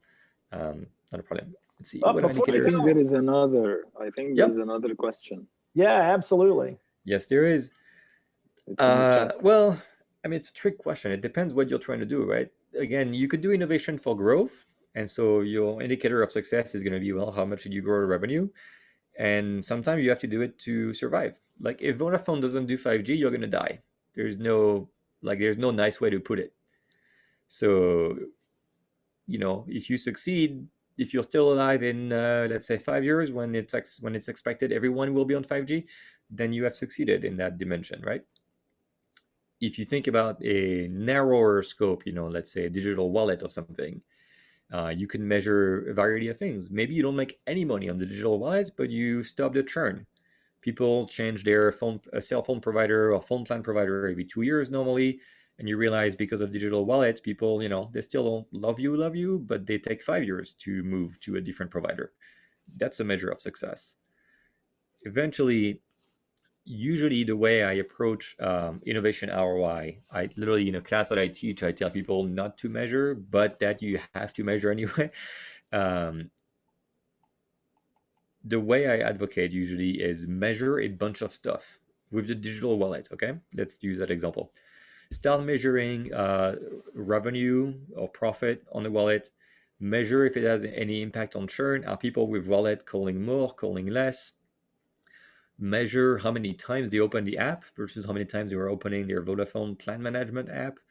Measure like 50 different things for a few months, and then look at them. See which ones are clean. The data that's like this, that looks like a earthquake, that's not good data. That's not helpful. But if you see something where there's a pattern, a nice smooth curve of whatever shape it is, up, down, whatever, it doesn't matter. But where the data looks clean, ask yourself, okay, well, this data looks up, and we kind of don't know why, but if you're working on this project every day, like you kind of have an idea in your gut, like, is it going well? Is it not going well? And you find the data points that support how you know it's going, and that's now your measurements. And maybe when you started a project, you had no idea that having a digital wallet will reduce or increase the spend. People will make more international roaming phone calls or whatever. You had no idea. You couldn't have forecasted. Yeah, just measure a bunch of stuff and eventually retroactively see which ones seem to make the most sense. Yeah, Matthew, I'm hearing that it's less sometimes about immediate ROI than demonstrated value of the innovation, and value across different levels and value in different markets. Yeah, it's a good way to put it as well. Yeah, I thought that was very powerful. So thank you for that. Any last questions for Matthew? Matthew, we want to thank you very much for your time this morning. I've had the privilege of hearing a number of digital transformation insights, and the clarity that you put into this has been tremendously helpful. Thank you. And I'm taking many things away, but the vitamins, the medicine, and the candy was very powerful. So I really appreciate that. And also the difference between digitization and digital transformation is critical for what we want to do within Vodafone. So thank you very much for that. And we've recorded the presentation, so that's going to be available. Slides are going to be available. And of course, Matthew's website is available as well. So Matthew, again, thank you very much. We certainly appreciate everything that you do. Thank you. It's been a pleasure. Keep in touch and enjoy the rest of your program. No, thank you very much, Matthew. And for the rest of the class, don't go away, because I'm going to share my screen for a minute. And what we're going to do next is you should be seeing a screen that talks about lessons forward. All right. Lessons forward is kind of a new concept. And what this lessons forward means is what you're taking from the presentation and what you might put into both Vodafone or even into your project. So what I'd like you to do is I'd like you to think of one lesson forward that you are taking from Matthew's presentation today, one lesson forward, and how you might apply that lesson forward to Vodafone. And I want you to think about that or come up with one, because we're going to take a short 10-minute break, That was a really insightful presentation, and it was long. So we're going to come back at 45 after the hour. So at 4:45, we need everyone back, And we're going to be asking everyone, what is your one lesson forward from Matthew's presentation? And then we're going to be joined by our next presenter, which is Nathaniel Slater. So take a break, be back in 10 minutes. We'll see you then. Okay.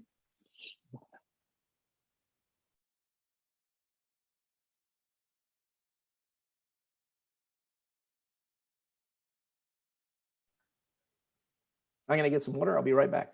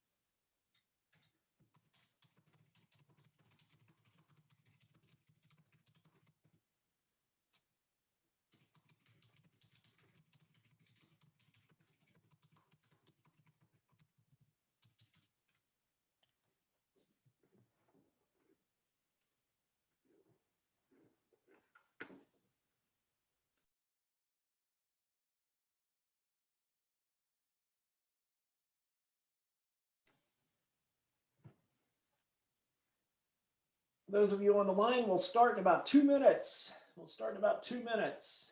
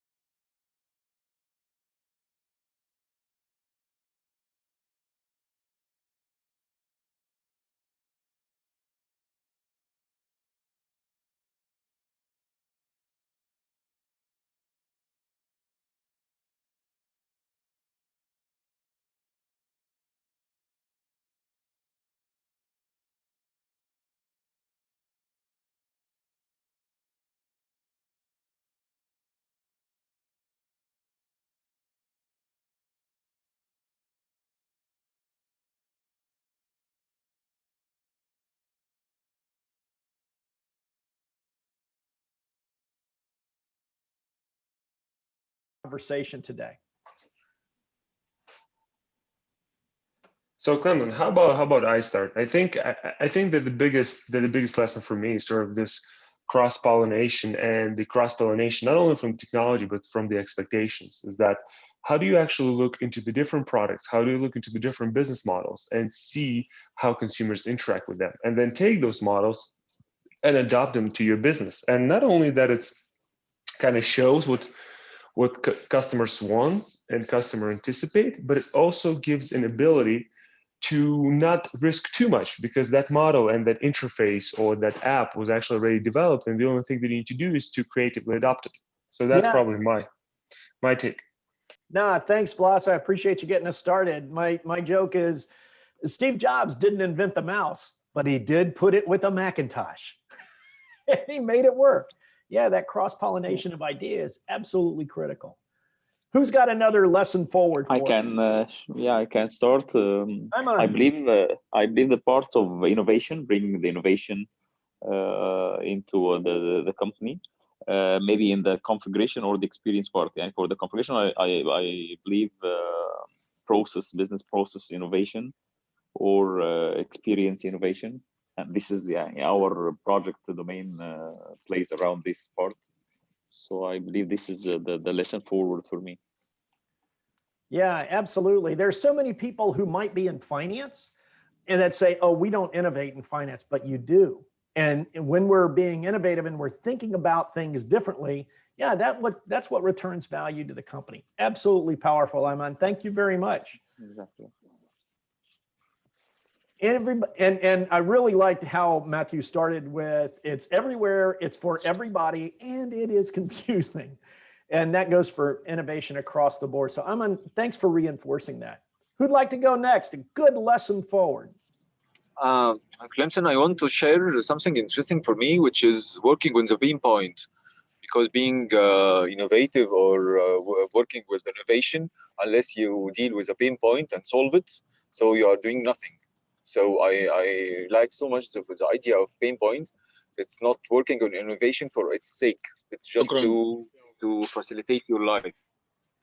Yeah, and Tamar, let's talk a little bit about that pain point for a minute. Whose pain point? You know, that pain point we talk about. I mean, whose pain point do we want to look at? You need an example. I understand, right? You need an example for a pain point, you mean? Yeah, just what you're thinking about when you say that pain point. Can use the famous example of Uber. We're working on the pain point for security for people, because the pain point when you are using a normal taxi is being secured and being tracked to be safe, and for your family to be in a good shape with you and know where you are. So working a pain point of security makes Uber, it's Uber today. I think so. Yeah, absolutely. And what's the joke about Uber? It's the largest taxi company in the world that doesn't own any vehicles. You know? Yeah, online application. Yeah, and same for booking, yeah? Yeah, exactly.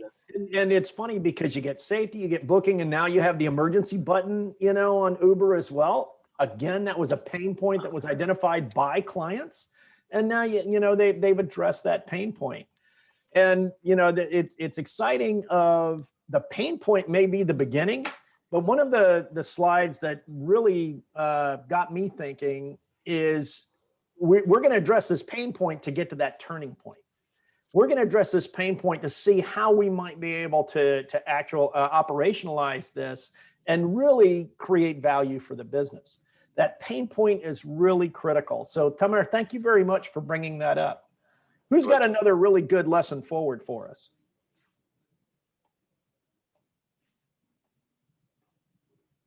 We've got Motaz, we've got Ayman. Who's got a really good one?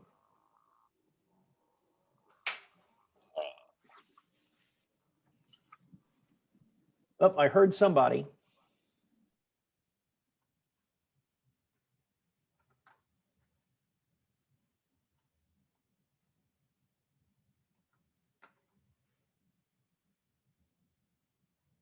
Oh, I dropped off for a second. Sorry, was someone speaking? Nope. We're looking for a good lesson forward. And it can be for Vodafone, it can be for you. We've heard some really good ones so far. Motaz, any thoughts? Amar, your thoughts? I think I like the part of hiring, how to support yourself and the company for the digitization and innovation. So when hiring and the curiosity characters with great passion will make it more easy for definite. So I think this one, I like this one. Yeah. And, you know, it's interesting that you want to hire those people, but what does that require of us? Because could they be threatening to us? You know, if somebody is really innovative or somebody is really passionate, and maybe we might have to bring someone in who's different from us to create that diversity of thought and diversity of background. That can be a challenge. Can you explain more the challenge here? Sure. So one of the organizations that I'm working with right now, we're actually setting up a reverse mentoring system for them, where we have a senior leader who's experienced in business and process and in product, but they don't know technology and they don't understand social media and they're not comfortable in getting the product out there across those areas. And so what we're doing is we're linking them with a junior member who they probably never would have talked to before, but is very good on technology and needs to have the experience, but boy, do they understand technology.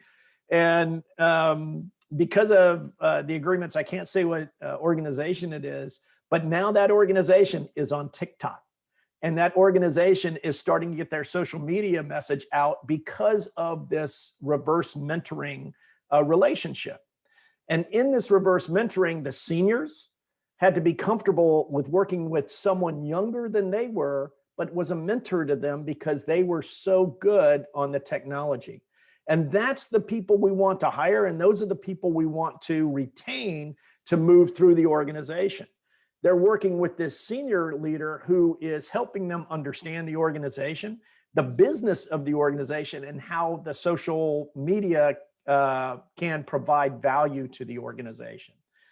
But we had to help both groups get comfortable talking to each other. Sometimes that wasn't very easy. And we've done a number of classes and also a lot of coaching to help them become more comfortable with each other. So that's what I mean about maybe getting used to people who aren't exactly like us can be very helpful. So that your idea about hiring those people is absolutely spot on, but making sure they're producing value to the organization is critical as well. So thank you very much for that. And I think also that once hiring those people, we need to understand that everyone have their own limitations, right? So if we're hiring a generalist who knows a lot of industries, they cannot be experts in one particular thing, right? So it's really just kind of understanding of what skill sets you have on the team and how do you supplement them. Maybe you pair a visionary with a hands-on person that can actually implement that vision. So I think that part is really important as well. Absolutely, absolutely, and that's a part of, you know, that's a part of innovation leadership, and bringing everybody in who can contribute. And they may not be the expert, but boy, they might have expertise in certain areas that can contribute to the process. Very, very helpful. And Motaz, any thoughts from you about a lesson forward that you're taking from Matthew?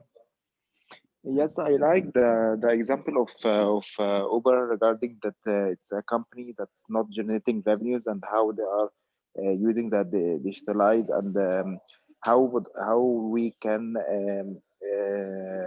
as a company for Vodafone, for example, if they how they can compete with a company that's like Uber, that same thoughts that if they are not their objective not to have revenues, as Vodafone, for example, is a company that is always the main objective is to have revenues from any business type.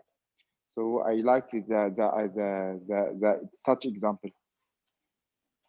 Yeah, absolutely. And you know, Uber has some good technology, but they have people with a growth mindset that are also thinking about how to use that technology differently. And I'm wondering how we could create, you know, where that is in Vodafone. Where's that growth mindset, and how can we, I don't know, reinforce that growth mindset inside of Vodafone? What are your thoughts? I think this is. Yes, go ahead. Go ahead, Yabel.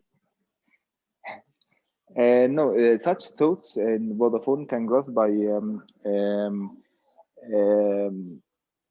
that sometimes we can search firstly for the customer satisfaction, that we can digitalize for the customer satisfaction. As Garhi mentioned, for example, he's managing the Vodafone Cash, the cash transfers between the customers. We may search firstly to launch a new service like this that we can grant the service by free, for example.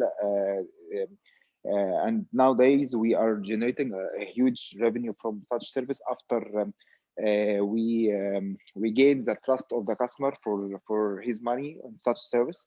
So we started by not searching for revenue as Uber doing, for example, and afterward that the customer gained Vodafone's service trust, we started to generate revenues from such service. This is an example that Vodafone did by digitalizing a service and launching a new service to compete other services from, for example, competing banks, and such service is generated by banks. So Vodafone built the mindset of delivering a service for free fees for the customers. Then after we gained the trust from the customer, we started to generate revenues from customers. So we did this as Uber doing. Yeah, and that's brilliant. And that's integrating a number of different ideas to create that value moving forward. And also, I really like the idea of putting that client at the center. That's really powerful, just like Matthew was saying. And I love the question to Matthew as a client, what would you like? And then thinking about that and how can we bring together different parts of the organization, do that cross-pollination that Vlas was talking about to really generate not just a solution for that client, but a sustained solution that can satisfy their need. And you know, if you satisfy one client, especially with telcos, you've satisfied perhaps hundreds or thousands. It looks like Nate is joining us, and we want to bring Nate in. And Nate's from Amazon. We're going to bring Nate up in just a second. I really want to thank you for thinking about this idea of lessons forward. As Nate talks about this, Nate's from Amazon. He's got some terrific insights about how a digital transformation actually occurred. You want to be thinking about, hey, that was really interesting, but how can I apply this? That really interesting part is the learning. How can I apply this? That's the lesson forward. And that's really what we want to take away from a lot of these conversations. Nate, are you on? Can you hear us? Yes, I'm here. How are you? Oh, brilliant. And don't see you on video yet. Yeah, let me just get set up here. Sure. Absolutely. And Nate, we've just been having a quick conversation about innovation and some lessons forward from our prior speaker, who talked about different levels of digital transformation, digitization up to digital transformation, and how you could think differently about innovation. Great. Sounds good. Let me just get all of my content ready here.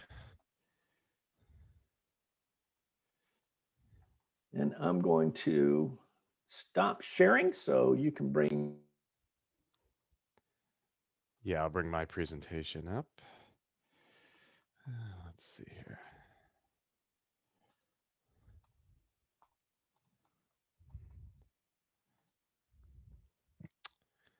All right.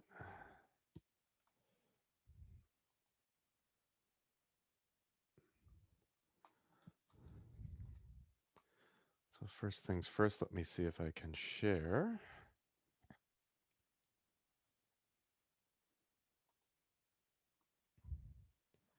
All right.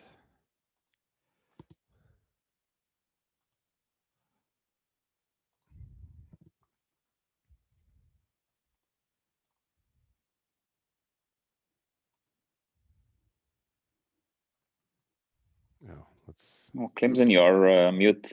I believe you are talking, but You're on mute, Clemson. And that was a good thing. So I want to welcome Nate to joining us, and he's going to talk a little bit about Amazon's culture of innovation. This goes right to that point we were talking about reverse mentoring and also how we can keep an innovative climate. So Nate, welcome. Thank you. Glad to be here. And we're going to hand it over to you. Okay. Great. Well, yeah, thanks for having me. This is actually one of my favorite talks to give. I feel like it really captures, you know, at a high level, what makes Amazon tick. You know, what I like to point out about this is, even though I work in AWS, which is Amazon's cloud computing division, what I'm going to talk about today really is a culture that exists across the entire company. So, you know, no matter what business you're in, you know, whether it's cloud computing or the media business, or, you know, even selling, you know, auto supply parts through the Amazon e-commerce platform, you know, we leverage the framework that I'm going to be talking about here today. So I guess before I begin, just a quick check. Everybody can see my screen? Okay. yeah. Awesome. Well, I'll just give you just a brief blurb about who I am. As I mentioned, I work for Amazon Web Services. I've been with the company now for a little over 7 years, and at AWS that whole time. So my entire career at Amazon has been in the cloud computing business. And currently, I am one of the team leads for the Machine Learning Solutions Lab. And specifically, I cover the business in the western part of the United States and the Asia Pacific and China regions. The Machine Learning Solutions Lab is actually a customer-facing team of scientists and machine learning engineers that work with AWS customers who are looking to adopt machine learning. So, you know, we will typically focus on sort of more custom type solutions that run within AWS. So, super interesting work, and I think you know, a lot of the success that we've seen with customers who've adopted machine learning plays very closely into what I'm going to talk about today, right? And I'll make some comments about sort of where I see you know, some of these cultural things sort of being important for successfully adopting new technology. Okay, let me just get my presentation going here. What's going on? Hold on. There we go. Okay. So let's start first with our mission statement, right? You want these to be very broad. These are, in many ways, when you define a mission statement, it's your guiding light, right? It's your North Star, right? This is what's going to drive everything you do. And at Amazon, our mission is to be the Earth's most customer-centric company. And again, this is very broad. There's lots of ways that you can interpret this. There's lots of ways that you could build a culture around this, and that's intentional, right? You want your mission to be as broad as possible to allow you to sort of have maximum flexibility as you go to build a culture in support of that mission. And for us, innovation begins with the customer, right? So our mission is to be the most customer-centric company on Earth. And what we do is we innovate on behalf of our customers. So pretty much everything we do at the company, every product idea, every proposal to optimize a process really does start with the customer. And then we work backwards from there. And the customer can change, right? Sometimes the customer is an external customer. Sometimes the customer is an internal customer. But this is really what guides us, right? If you want to bring a new initiative online, you're really going to have to make the case.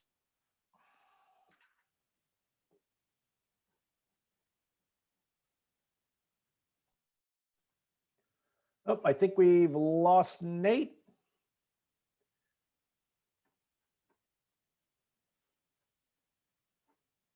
I think we've lost me.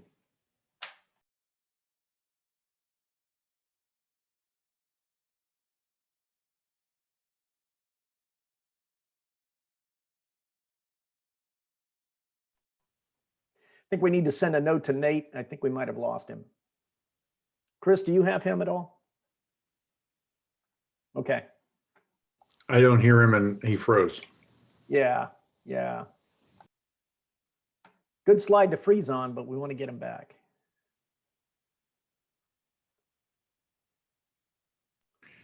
He'll come back. There he is. There he is.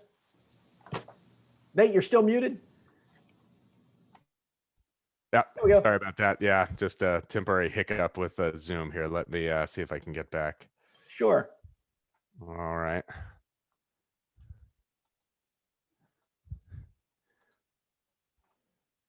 My apologies. I think it was on this slide where I dropped off here. So, so again, yeah, looking at that part of the quote that's highlighted in yellow, that part really resonates with me, right? Customers are always beautifully and wonderfully dissatisfied. And that one really hits home with me. I can share some anecdotes about this.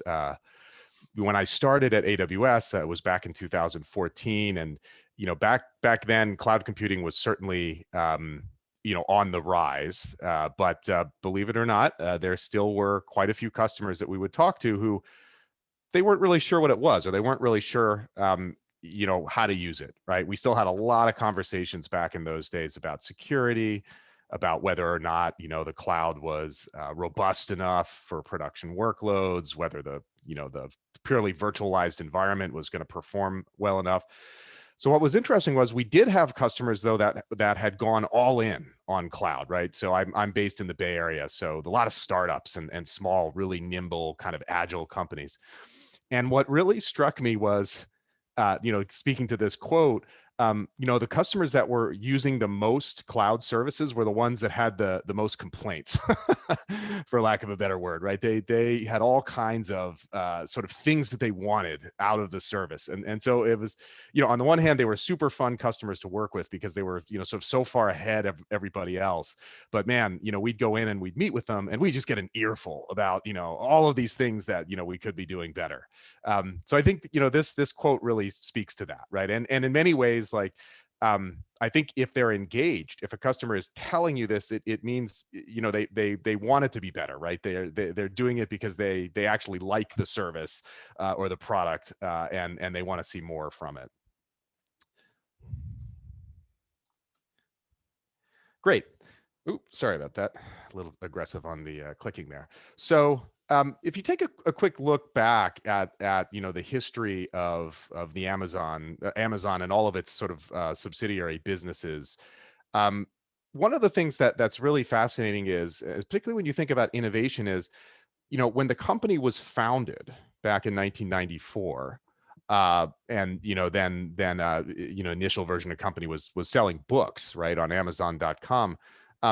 Fast forward a few years, and you can see the businesses that the company is in are vastly different than the initial business that it started with. So, it's sort of an example of where you're never quite sure where innovation is going to lead you, right? Back in 1995, Amazon probably had no idea that, they'd be selling groceries or operating physical stores without cashiers in them, the Go store. Back then it was an online bookstore, but it was always bigger than that, right? Selling books online were really just a way to leverage the power of the internet. And that has led to sort of all different areas that really you wouldn't be able to predict in the early days. So I think sometimes people think that there's this there's people who can see the future, right? Where they can, back in 1995, someone had in their mind that, this thing called cloud computing was going to be, a huge business. And that's not really true, right? I think what we knew back in 1995 was the internet was going to be a lot bigger than just selling books, but we had no idea how much bigger or where it was going to go. So that's important to keep in mind when you innovate. And again, when I get into the section about the mechanisms that we use to do this, you really want to keep you really want your visions to be bold and ambitious, right? And again, I'll talk a little bit about how we do that. Another mental model that we use quite a bit, when we're talking about a business or talking about a business idea. And we call these mental models, we call them organizational levers, right? So these are things that you want to bring into discussions that, allow everybody in the room to sort of better understand, your idea. And one that we use a lot is this notion of a flywheel, right? So a flywheel is really a virtuous cycle, right? It's a cycle where every iteration around the cycle, you end up in sort of a position of strength or a better place than when you started. And this is just one of the flywheels that we point to supposedly in Amazon corporate legend. This was something that was jotted down on a Starbucks napkin or something in a early meeting with all of the senior leadership folks, and it describes the third party seller idea for Amazon, right? So you can see the bigger selection you have, the better customer experience you have, the more traffic you'll drive to the site. And then, of course, you'll recruit more sellers to your site because sellers want to be able to sell their stuff on a site that has lots of traffic to it. And that in turn has these offshoot benefits of lower cost structure and lower prices. So we talk about these a lot, right? And in fact, when we're sort of going through our regular business review type meetings, this comes up all the time. What we're really looking for there is, are we seeing evidence that there could be some flywheel effect? And if we see it, then we sort of focus our efforts on fostering that. So here's another a quick question on that, right? Sure. So Yeah.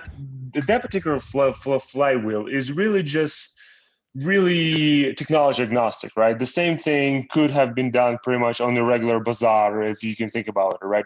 So how does Amazon sort of prioritize the business versus technology, especially in the business such as AWS? Yeah, exactly. So this particular flywheel is focused on the business side, but you can imagine when you start to look at it from, say, the technology side, right? You're going to need technology to support this growth. And in many ways, that's the AWS flywheel, right? That was the value prop there, right? Which was we were going to have to invest in this, large amounts of infrastructure to support the growth in these other businesses that we were running ourselves. So as a result, we were able to start buying hardware in very large quantities that give us sort of an economy of scale. Why not make that economy of scale available to our customers as well, thereby increasing the amount of hardware we would need to buy and giving us an even bigger economy of scale? So it's a good question, right? I think sometimes when you're looking at these from the business angle, yeah, you need a way to sort of take that and sort of executed in the real world. And in the real world, you know, you're going to have, you know, infrastructure investments and maybe even capital spending. But, you know, as we found, oftentimes, even with infrastructure, right, you can still, generate these flywheel effects. Does that make sense? Yes, it does. Thank you. Great. So another shareholder letter. I think this was the original shareholder letter of, what was it, 1997. And this speaks to the point I was making earlier. You know, we were looking at the timeline of all of Amazon's various businesses, right? You can see this highlighted sentence there. Amazon.com uses the internet to create real value for its customers. Nothing about selling books. Nothing about, you know, sort of any of the businesses that, you know, we ultimately got into, right? The thesis all along was there's this technology called the internet, and it's going to be, you know, just disruptive to almost everything we do. And as a company, we're going to use this to create value for customers. So this is a great example of when you're defining a vision, you know, keep focus on the what it is you want to do, not the how. And again, as I mentioned, in fact, we're about to get into the section where we sort of go into some of the mechanisms that we have. We'll talk a bit about how you can do this. Okay, let's see here. There we go. Okay, so how do we do this, right? What have we done as an organization to foster innovation? So we really have 4 pillars that we've built our organizational structure on top of, right? We have culture. You know, and culture is really you know, the type of workforce that you want to have and the values that workforce holds.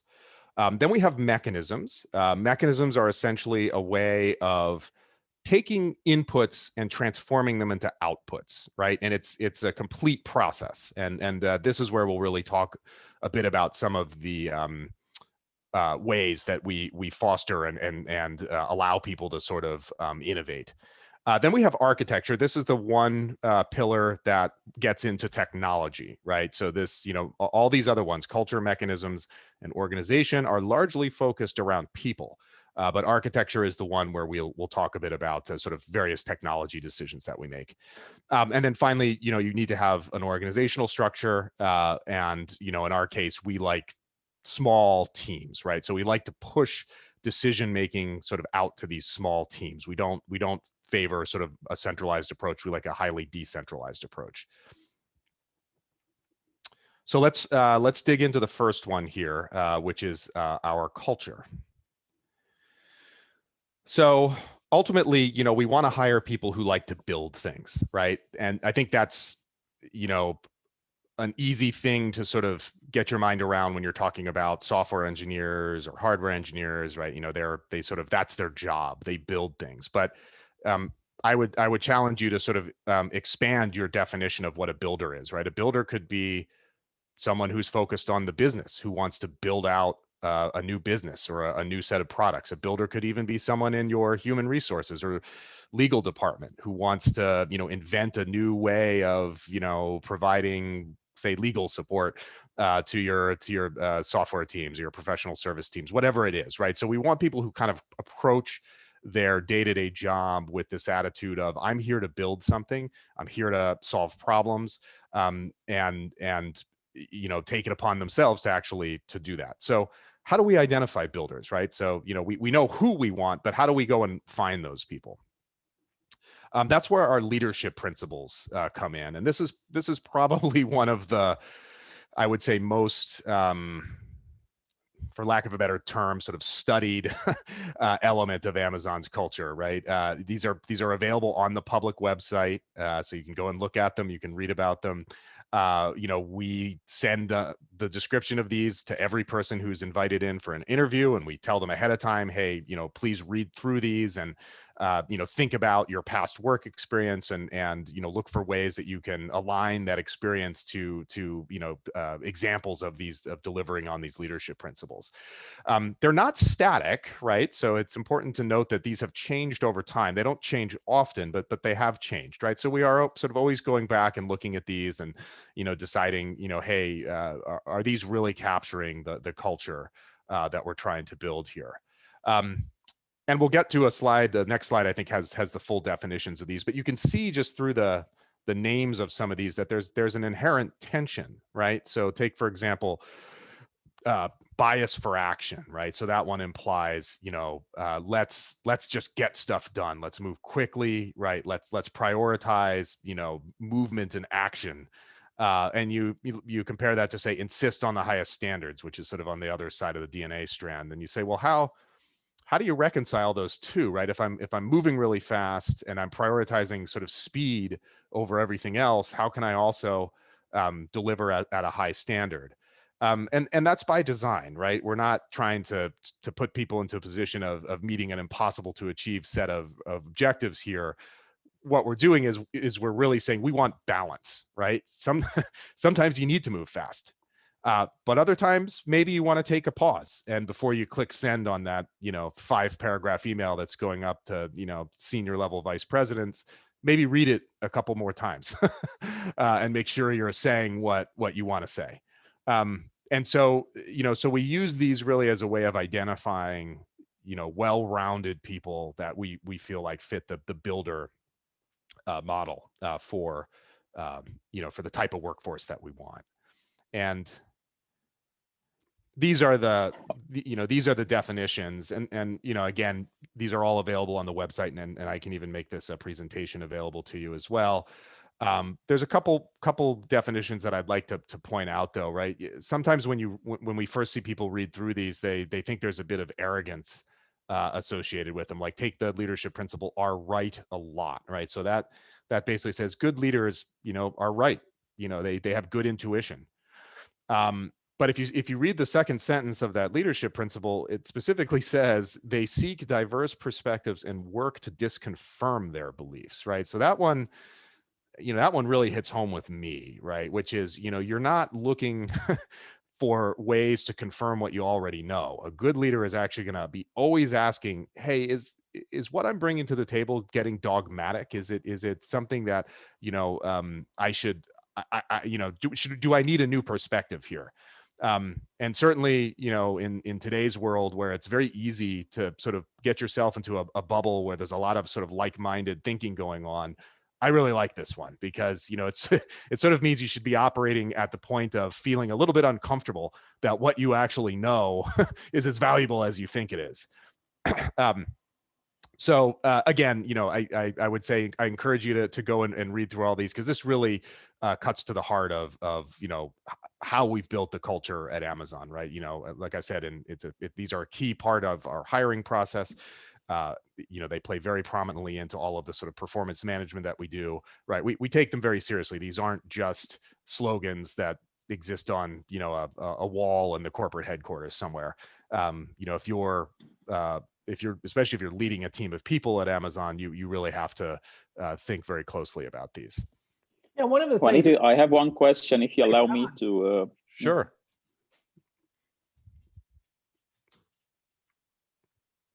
Yeah, go ahead. Ayman? Sorry, I was on mute. Yeah, sorry. Yeah, my question was how you perform such interviews in an objective way, not being subjective for the candidates, that they will follow what you are or the principles you put in Amazon. I mean, how you do it in an objective way.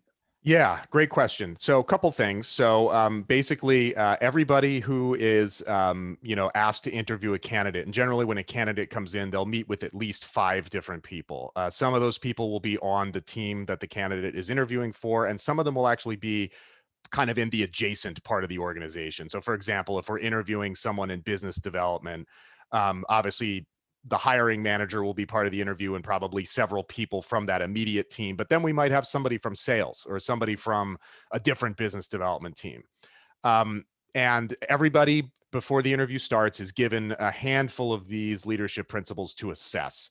So, there's what, 14 of them here or something like that. So, I may be given customer obsession, invent and simplify, and think big. So what I'll do is I'll focus my questions around those leadership principles, and we have an interview question bank that we've created that sort of helps you kind of get to questions that strike at the heart of these leadership principles. And then the other interviewers, the rest of the leadership principles will be spread across the other interviewers.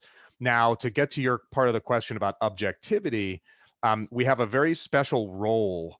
There'll always be one interviewer who's known as a bar raiser, right? So the bar raiser is essentially just looking to see, is this candidate a good fit for Amazon, right? So the only thing the bar raiser is really evaluating is demonstration of these leadership principles, right? So bar raiser's not going to say, oh, well, the person's got the right educational background, they've got the right work experience. They're literally just going to look at leadership principles. And so obviously there's always a bit of subjectivity into this, but having that one specific role, I think reduces some of that subjectivity, because you have a person whose only motivation is to sort of determine whether or not this candidate is going to be a good cultural fit.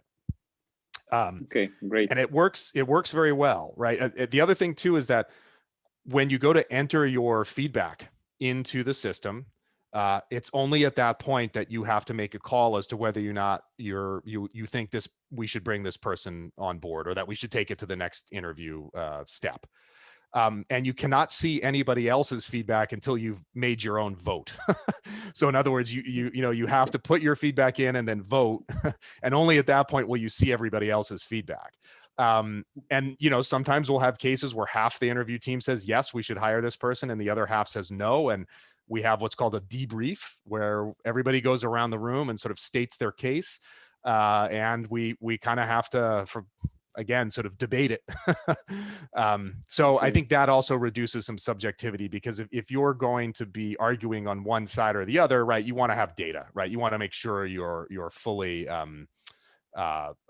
thinking through your decision. You can't just sort of put very high level bullet points in there like, oh, I had a great conversation with the candidate, super easy to talk to, I think this person would be a good fit. Like, well, you can put that in there, but you're going to get a lot of pushback from the other folks on the interviewing team about that. Yeah, understood. Thanks a lot. Any other questions about this?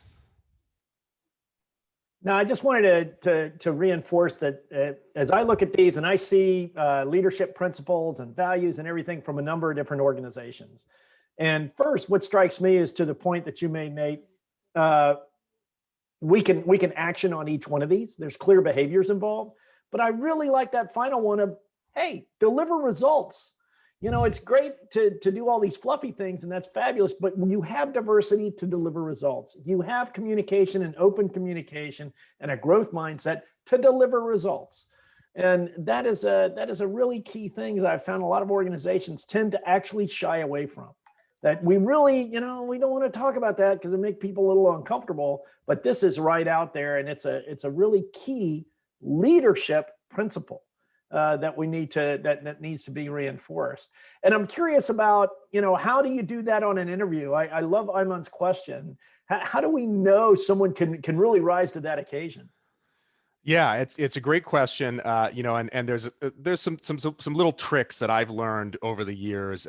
Deliver results, you're absolutely right. This also factors very prominently into promotions, right? So if you want to promote someone, you really have to show, hey, what impact is this person having? And that's really, I think, the key is you got to hone in on the impact, right? Sometimes work for the sake of work is not very impactful, right? Again, what is the famous saying? Like, motion doesn't equal progress, right? So, we really want things that are impactful. And again, we use a mental model oftentimes when I'm coaching people on the team, particularly people who are maybe providing promotion feedback for the first time. I'll say, okay, talk about what this person did, so sort of say, what was the situation? What action did the person take? And then what was the result? And that result should be, kind of like the drop the mic moment, right? It's just crystal clear after reading it. Okay, wow, that was a really positive result. So a lot of it is how you communicate. And we put a lot of emphasis on very crisp written communication at Amazon. Also something that I think is a little bit different than a lot of technology companies. I come from a tech background. I spent a decade plus in software engineering and bioinformatics. And now I do more writing than anything else. So, and that's not an exaggeration, right? So I think a lot of it is just learning how to frame this as well. And I'll speak to just one other quick thing about deliver results. Another mental model we use when we're analyzing how well something is working is oftentimes we'll look and we'll say, are we measuring inputs or are we measuring outputs? And we don't like to measure inputs, right? So I can give a real life example. At one point early on in my career at Amazon, we decided we needed to start capturing customer references, right? So if we had customers that we were working with and they agreed to be a public reference, we would put their logo up on the logo slide that everybody shows. And so, of course, we gave the sales team a goal around getting N number of references into the system. So you can imagine what happened. We probably exceeded the goal by 100%, and most of those references were useless, right? Because, people were just counting. Oh, I need to get 10 references, I'll get 10. And so we went back and we said, well, would we rather have 1,000 sort of not so useful references or, 200 well-groomed, pristine references where we can talk about case studies and of course the answer is we want the 200, right? So in other words, we were measuring an input and goaling around an input. We should have been measuring the output. So that's another way we sort of really look at deliver results. Okay, so now let's get into mechanisms. This is one of my favorite topics, and a mechanism, as I just alluded to earlier, a mechanism takes an input and converts it to an output, and then the mechanism itself is iterative, right? So you're going to want to routinely go back and look at your mechanism and ask, is it doing what it's supposed to be doing? That's the inspection process, right? So you need to have a way of inspecting the outputs that your mechanism is producing. You're oftentimes going to have a tool, right? And this is where technology comes in, right? So sometimes the tool is going to be a technology platform or a software. Sometimes it's not. Sometimes it's a document. Sometimes it's a meeting. But a lot of times it is a technology. A tool will be based in technology.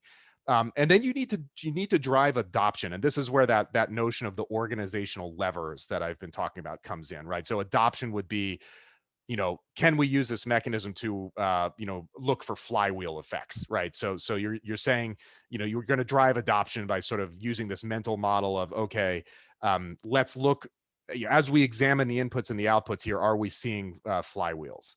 And so we have a mechanism that we've defined for basically innovating, and we call it the working backwards mechanism.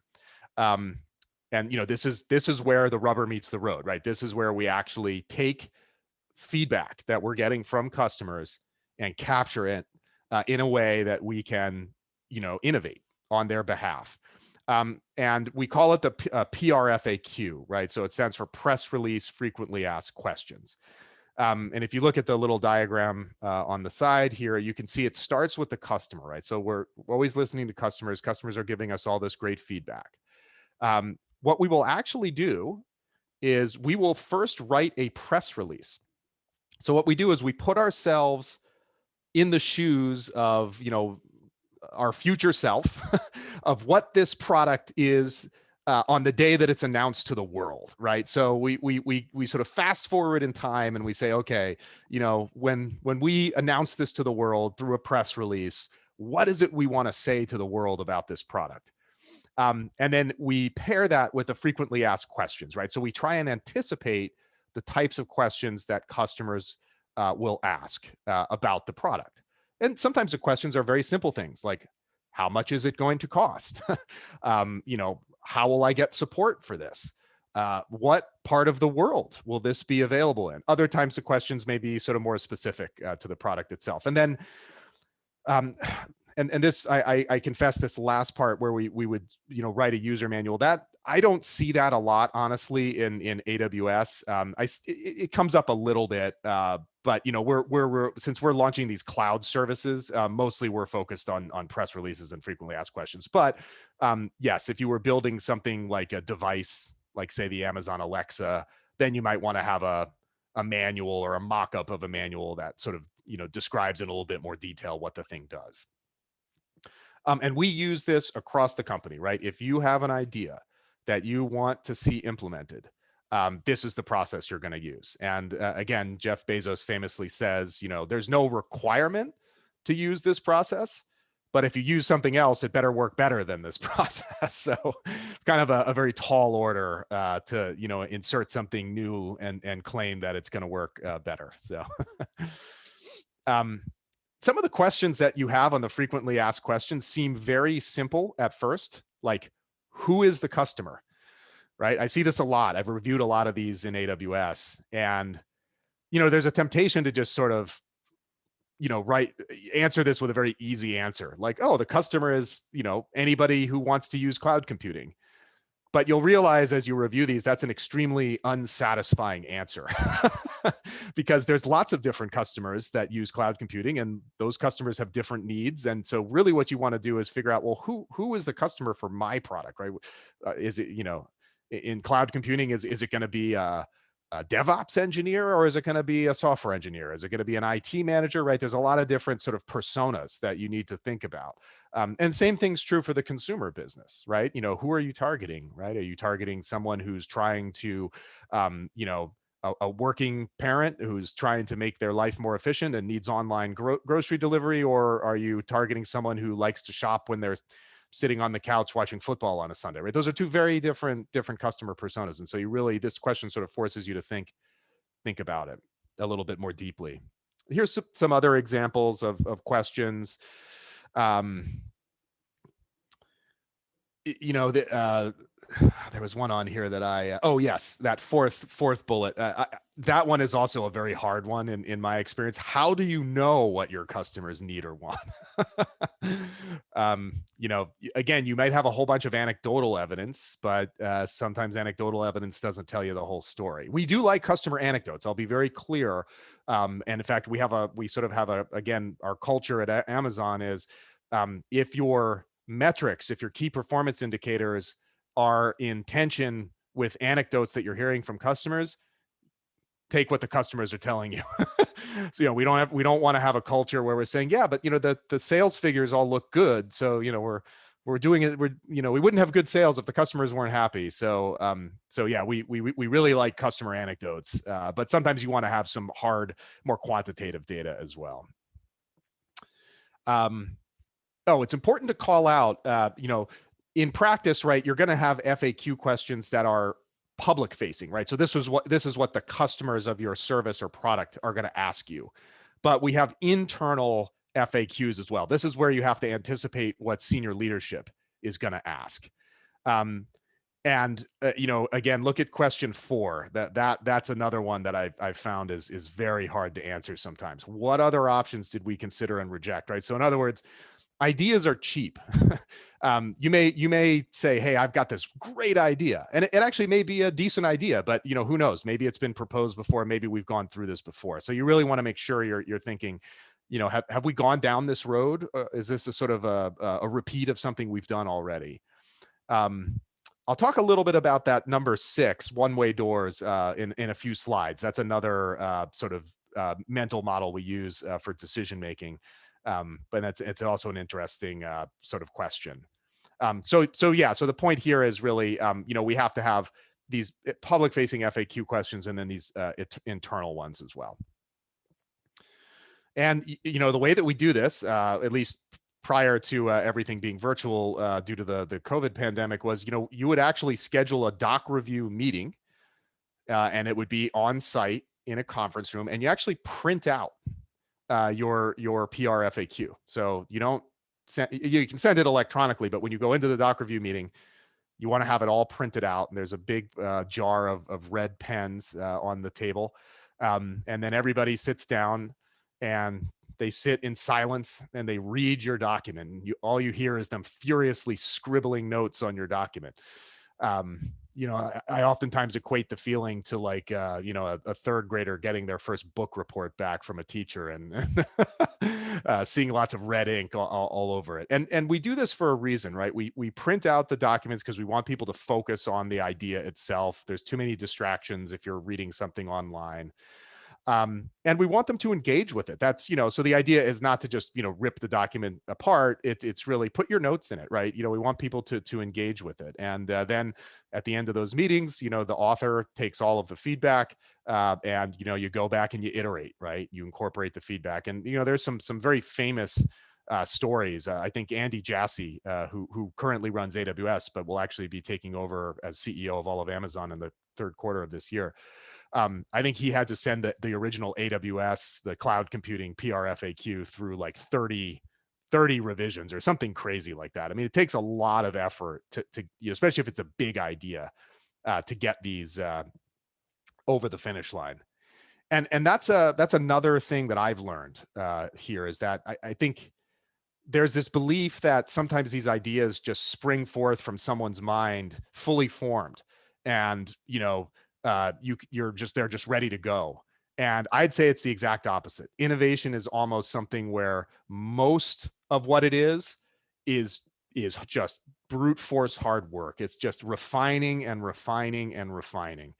And it can be frustrating and it can be tedious, but if you stick with it, you end up with something that's, you know, really visionary, right? Something that's crisp and that you can execute against. Okay. So, Nate, yeah. a question on this. So that's, you shared sort of like the success story of using that particular method. But do you have any examples of, you know, this PRFAQ was wonderful, everything worked well, but when the product came to fruition, it actually flopped? Is there any example of that? Oh yeah, absolutely. You know, in fact, I have a couple of slides later from this one. We'll talk about some of our failures. You know, we don't always get it right. You know, there may be something we misidentified. You know, there may be something where what the customers were telling us, you know, might have been relevant at one point, but you know, wasn't relevant by the time we delivered. And I think as we get into this architecture section, I think I'll explain how we help mitigate some of the risk of that. So architecture. So here's where we'll finally start talking a little bit about technology. So this is a monolith, and in the early days of Amazon, this is how I would describe our software. So you know, the code base that ran the Amazon.com website was a monolithic piece of code. It was impossible to change.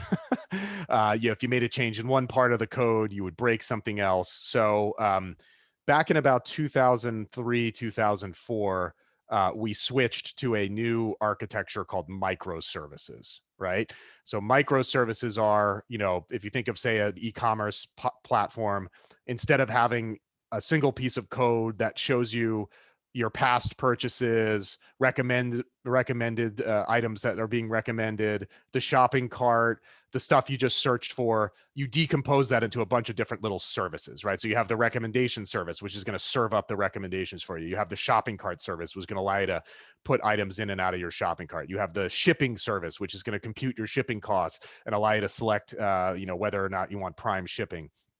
Those are called microservices. And in terms of sort of de-risking the ability to iterate on an idea, which I think speaks to the last question, right? So when we put something out, we don't expect to get it completely right the first time. We want to be able to iterate quickly on it.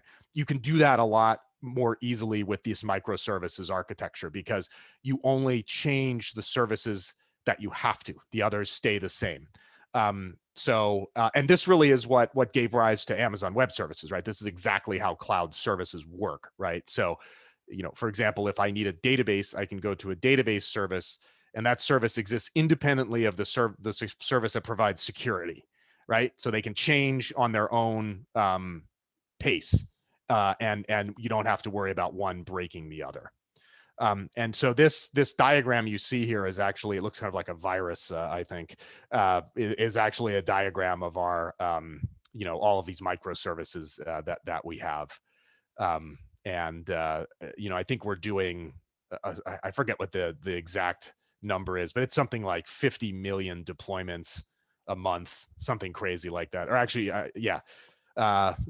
this slide's a little outdated. Okay, yeah. So we're saying 194 million deployments a year. So we're deploying stuff constantly, right? These services are always sort of being updated. So again, this is a more of a technology discussion, but if you have this type of technology, this highly cohesive but loosely coupled set of services, it allows you to really iterate very quickly. And we apply this in lots of different places, right? So, certainly when it comes to, software development, we use the microservice pattern, but we also like self-service in other places, right? Sometimes, for example, the legal team that I work with, because we're doing custom development work, we oftentimes have to have data sharing agreements and other things put in place with our customers because, we're going to be using that data to train machine learning models, and the lawyers need to get involved. And so the legal team, they've created a self-service platform. It's a ticket-based approach, nothing fancy, but, at least, I can, go in and request assistance and the legal team will pick it up and then work with it. So, self-service versus full service doesn't always need to be technology-based, right? Sometimes it can be, again, people-based. And we really love self-service.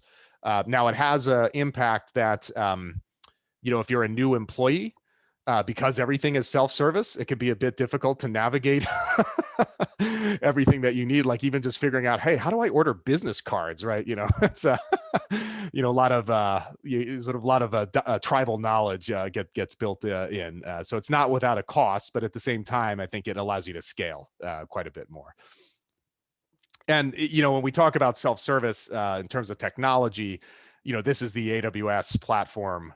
And you can see, it really just has everything, right? It's got security, it's got machine learning, IoT, analytics, application services, mobile services, right? So if you want any of these, if you want to use any of these, you can just go in and start using these services, right? You don't have to, have someone go in and provision them for you.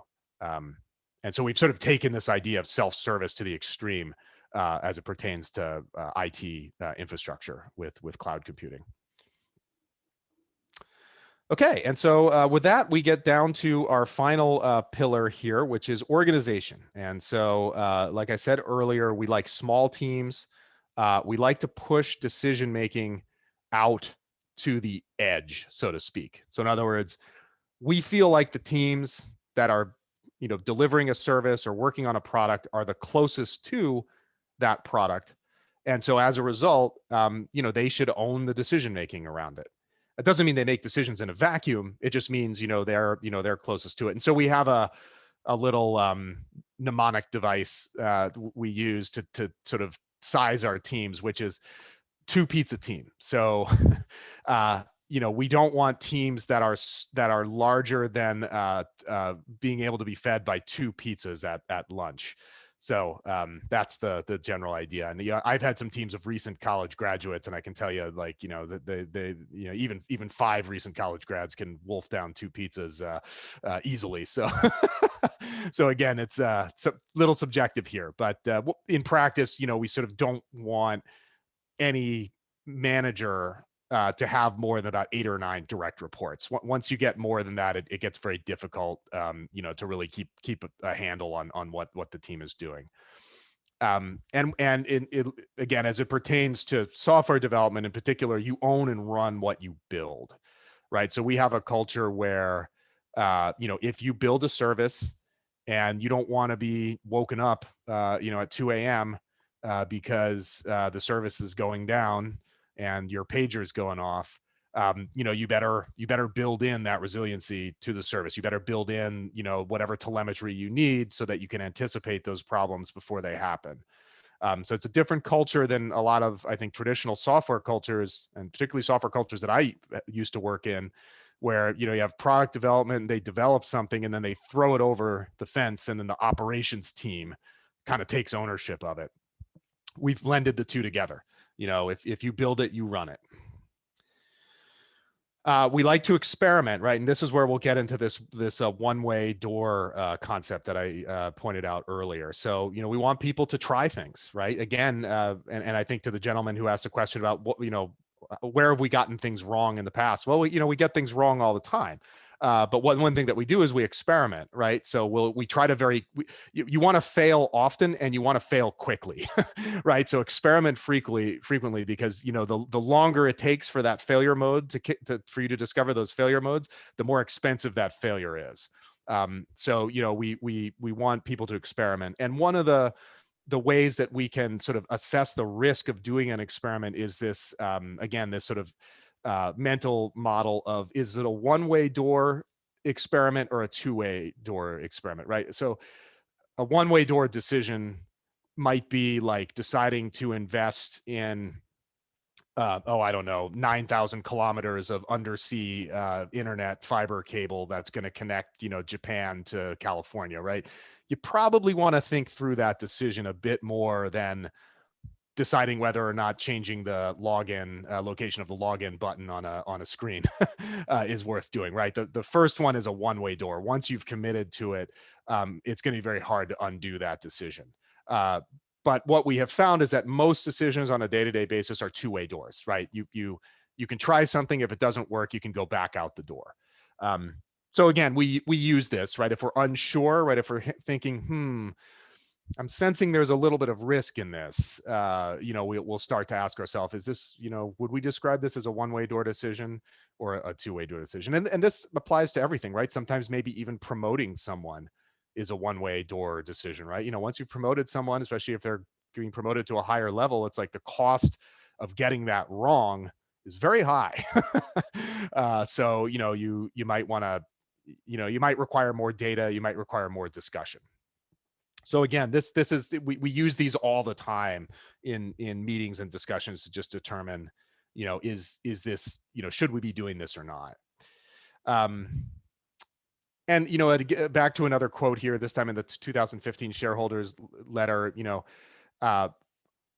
to invent, you have to experiment, and if you know in advance that it's going to work, it's not an experiment. So I think that speaks to risk, right? I think a lot of times companies will do something only once they've completely de-risked it, right? They'll essentially say, well, we've taken all the risk out of the equation, so we're 99% certain this is going to work. And to Jeff's point, well, then you're not really experimenting, right? You've either changed it so that it's so safe that there's no risk involved. But if it's that safe, have you really done anything that is going to provide any new information to you?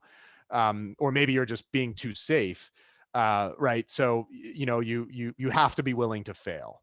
And this is another element that I think a lot of, again, based on my work experience, I think a lot of companies think they do this, but they're not really doing this, right? I think most companies actually spend a lot of time in project planning to take every element of risk or as much risk out of the project as they possibly can. And that means you move slower, and it also means you might be missing things, right? Because you can never completely de-risk a situation, and what it may mean is that you're kind of going into it with more confidence, and then when you do have problems down the line, you're much further along, and those problems are more expensive. So we certainly don't want to create a culture where people just break things for the sake of breaking things, but at the same time, we realize, hey, sometimes you have an idea and maybe it works, maybe it doesn't. And we've had our own failures. The Fire Phone is the most recent one. That was, quite frankly, a pretty embarrassing failure, right? We spent a lot of money developing this phone. We were sort of a late entrant into the mobile phone, kind of wars, and probably didn't fully understand or appreciate how people had become so wedded to their brand of phone, right? It was almost like a religion. Either you're a Samsung person or you're an Apple person, right? And so introducing a brand new device and one that admittedly had some sort of newer capabilities that weren't common on phones, just it didn't work, right? I'm old enough to remember the auctions, right? So way back in the early days of e-commerce, it was unclear whether consumers were going to favor the Amazon approach, which is sort of a digital storefront, or the eBay approach, which was sort of these auctions, right? Where people could sell their own stuff. And, at one point, Amazon created auctions. It flopped, but the infrastructure, the technology infrastructure to allow people to put their items up for bid on the auction actually became the basis for the third-party sellers, right? So that, what we ended up solving there was really, the real value here is that we can allow third parties to sell through our site, not that consumers want auctions. So, and again, that's really important because, sometimes a failure leads to a huge success. And as it turns out, a lot of the technology that went into the Fire phone actually sort of was reborn in the Alexa device. So many of the engineers, the hardware engineers and others that had been working on the phone, they were let go from that position, but then they were immediately rehired in this new device division. And the Alexa has become one of the most popular selling devices on Amazon of all time, even surpassing the Kindles and some of those devices. So again, even in the face of sort of a rather large and embarrassing failure, sometimes, treat it as an opportunity, because there may be, ways that you can take what you've learned from that failure, maybe even take some of the work that went into whatever it was you were building and repurpose it for other things. And Nate, we have 5 minutes left. Go ahead. Got it. And that's basically we're at the end here. So I think we've got one final slide. Again, another quote from Jeff Bezos, and this one really speaking to what invention actually does, right? Inventors don't necessarily invent for themselves. They invent for other people, right? The best inventions are those that allow others to do innovative things, right? The Wright brothers didn't invent the airplane for themselves. Steve Jobs didn't invent the iPhone because he wanted it, right? These things enabled others to really do all kinds of creative things. And so that, again, I think that speaks to our customer first kind of guiding light, which is, anything that we do, we really want it to be for the benefit of others, for the benefit of our customers. And I believe that is it. So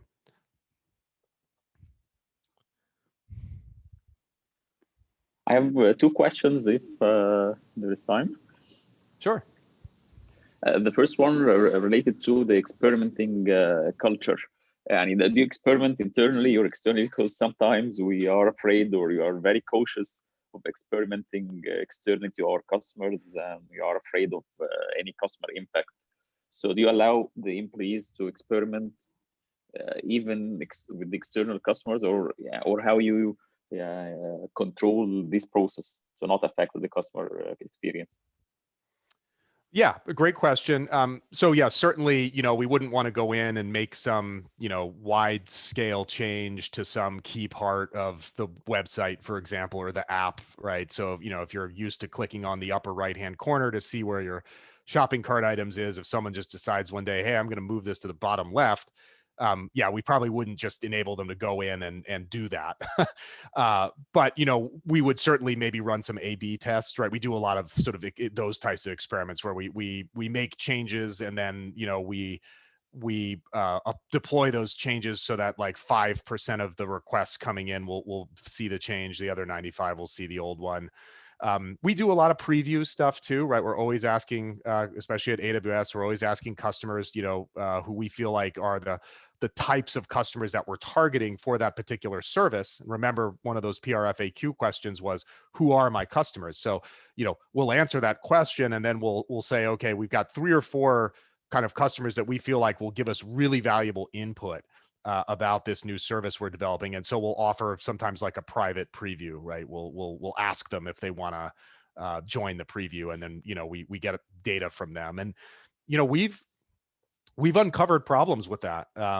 We have a service, for example, that provides like it provides sort of a NAS-like capability, right? So if you needed a shared disk for your your virtual machines, we have this service that offers that. And when we initially went to launch it, we got some feedback from the customer that they wanted to use it in a very different way than we were expecting them to use it. We were initially thinking this would be useful for like high performance computing, right? So think, you have big SAN appliances and you need the same thing in the cloud. But as it turned out, like a lot of customers wanted to use it to like host users' home directories and like their My Documents directory from Windows.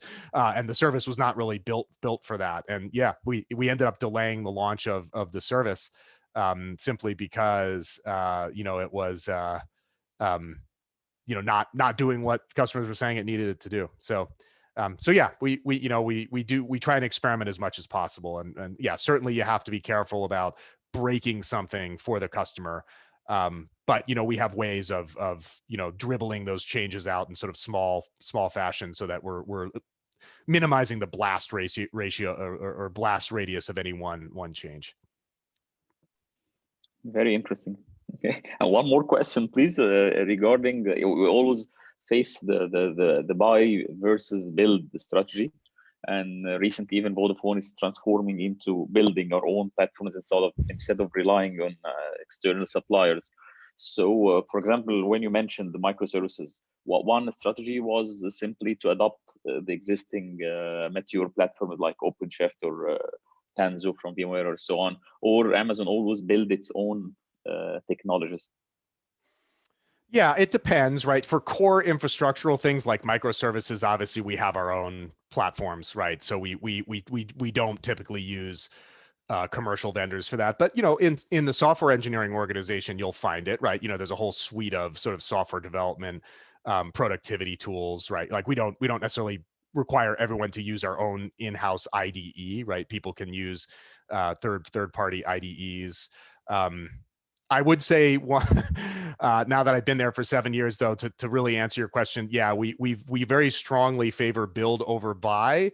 And if you're expecting to be able to use that third-party tool that you've grown to love for the duration of your career at Amazon, I'd say be prepared to be extremely disappointed, because it at some point it probably will be replaced by something that we build. So we do strongly kind of veer towards a builder culture, but that doesn't mean we build everything, right? Like we use Slack, for example, right, for internal messaging. It's we pick and choose. So other questions? Those are great questions. Thank you. Any other questions for Nate before we close the day?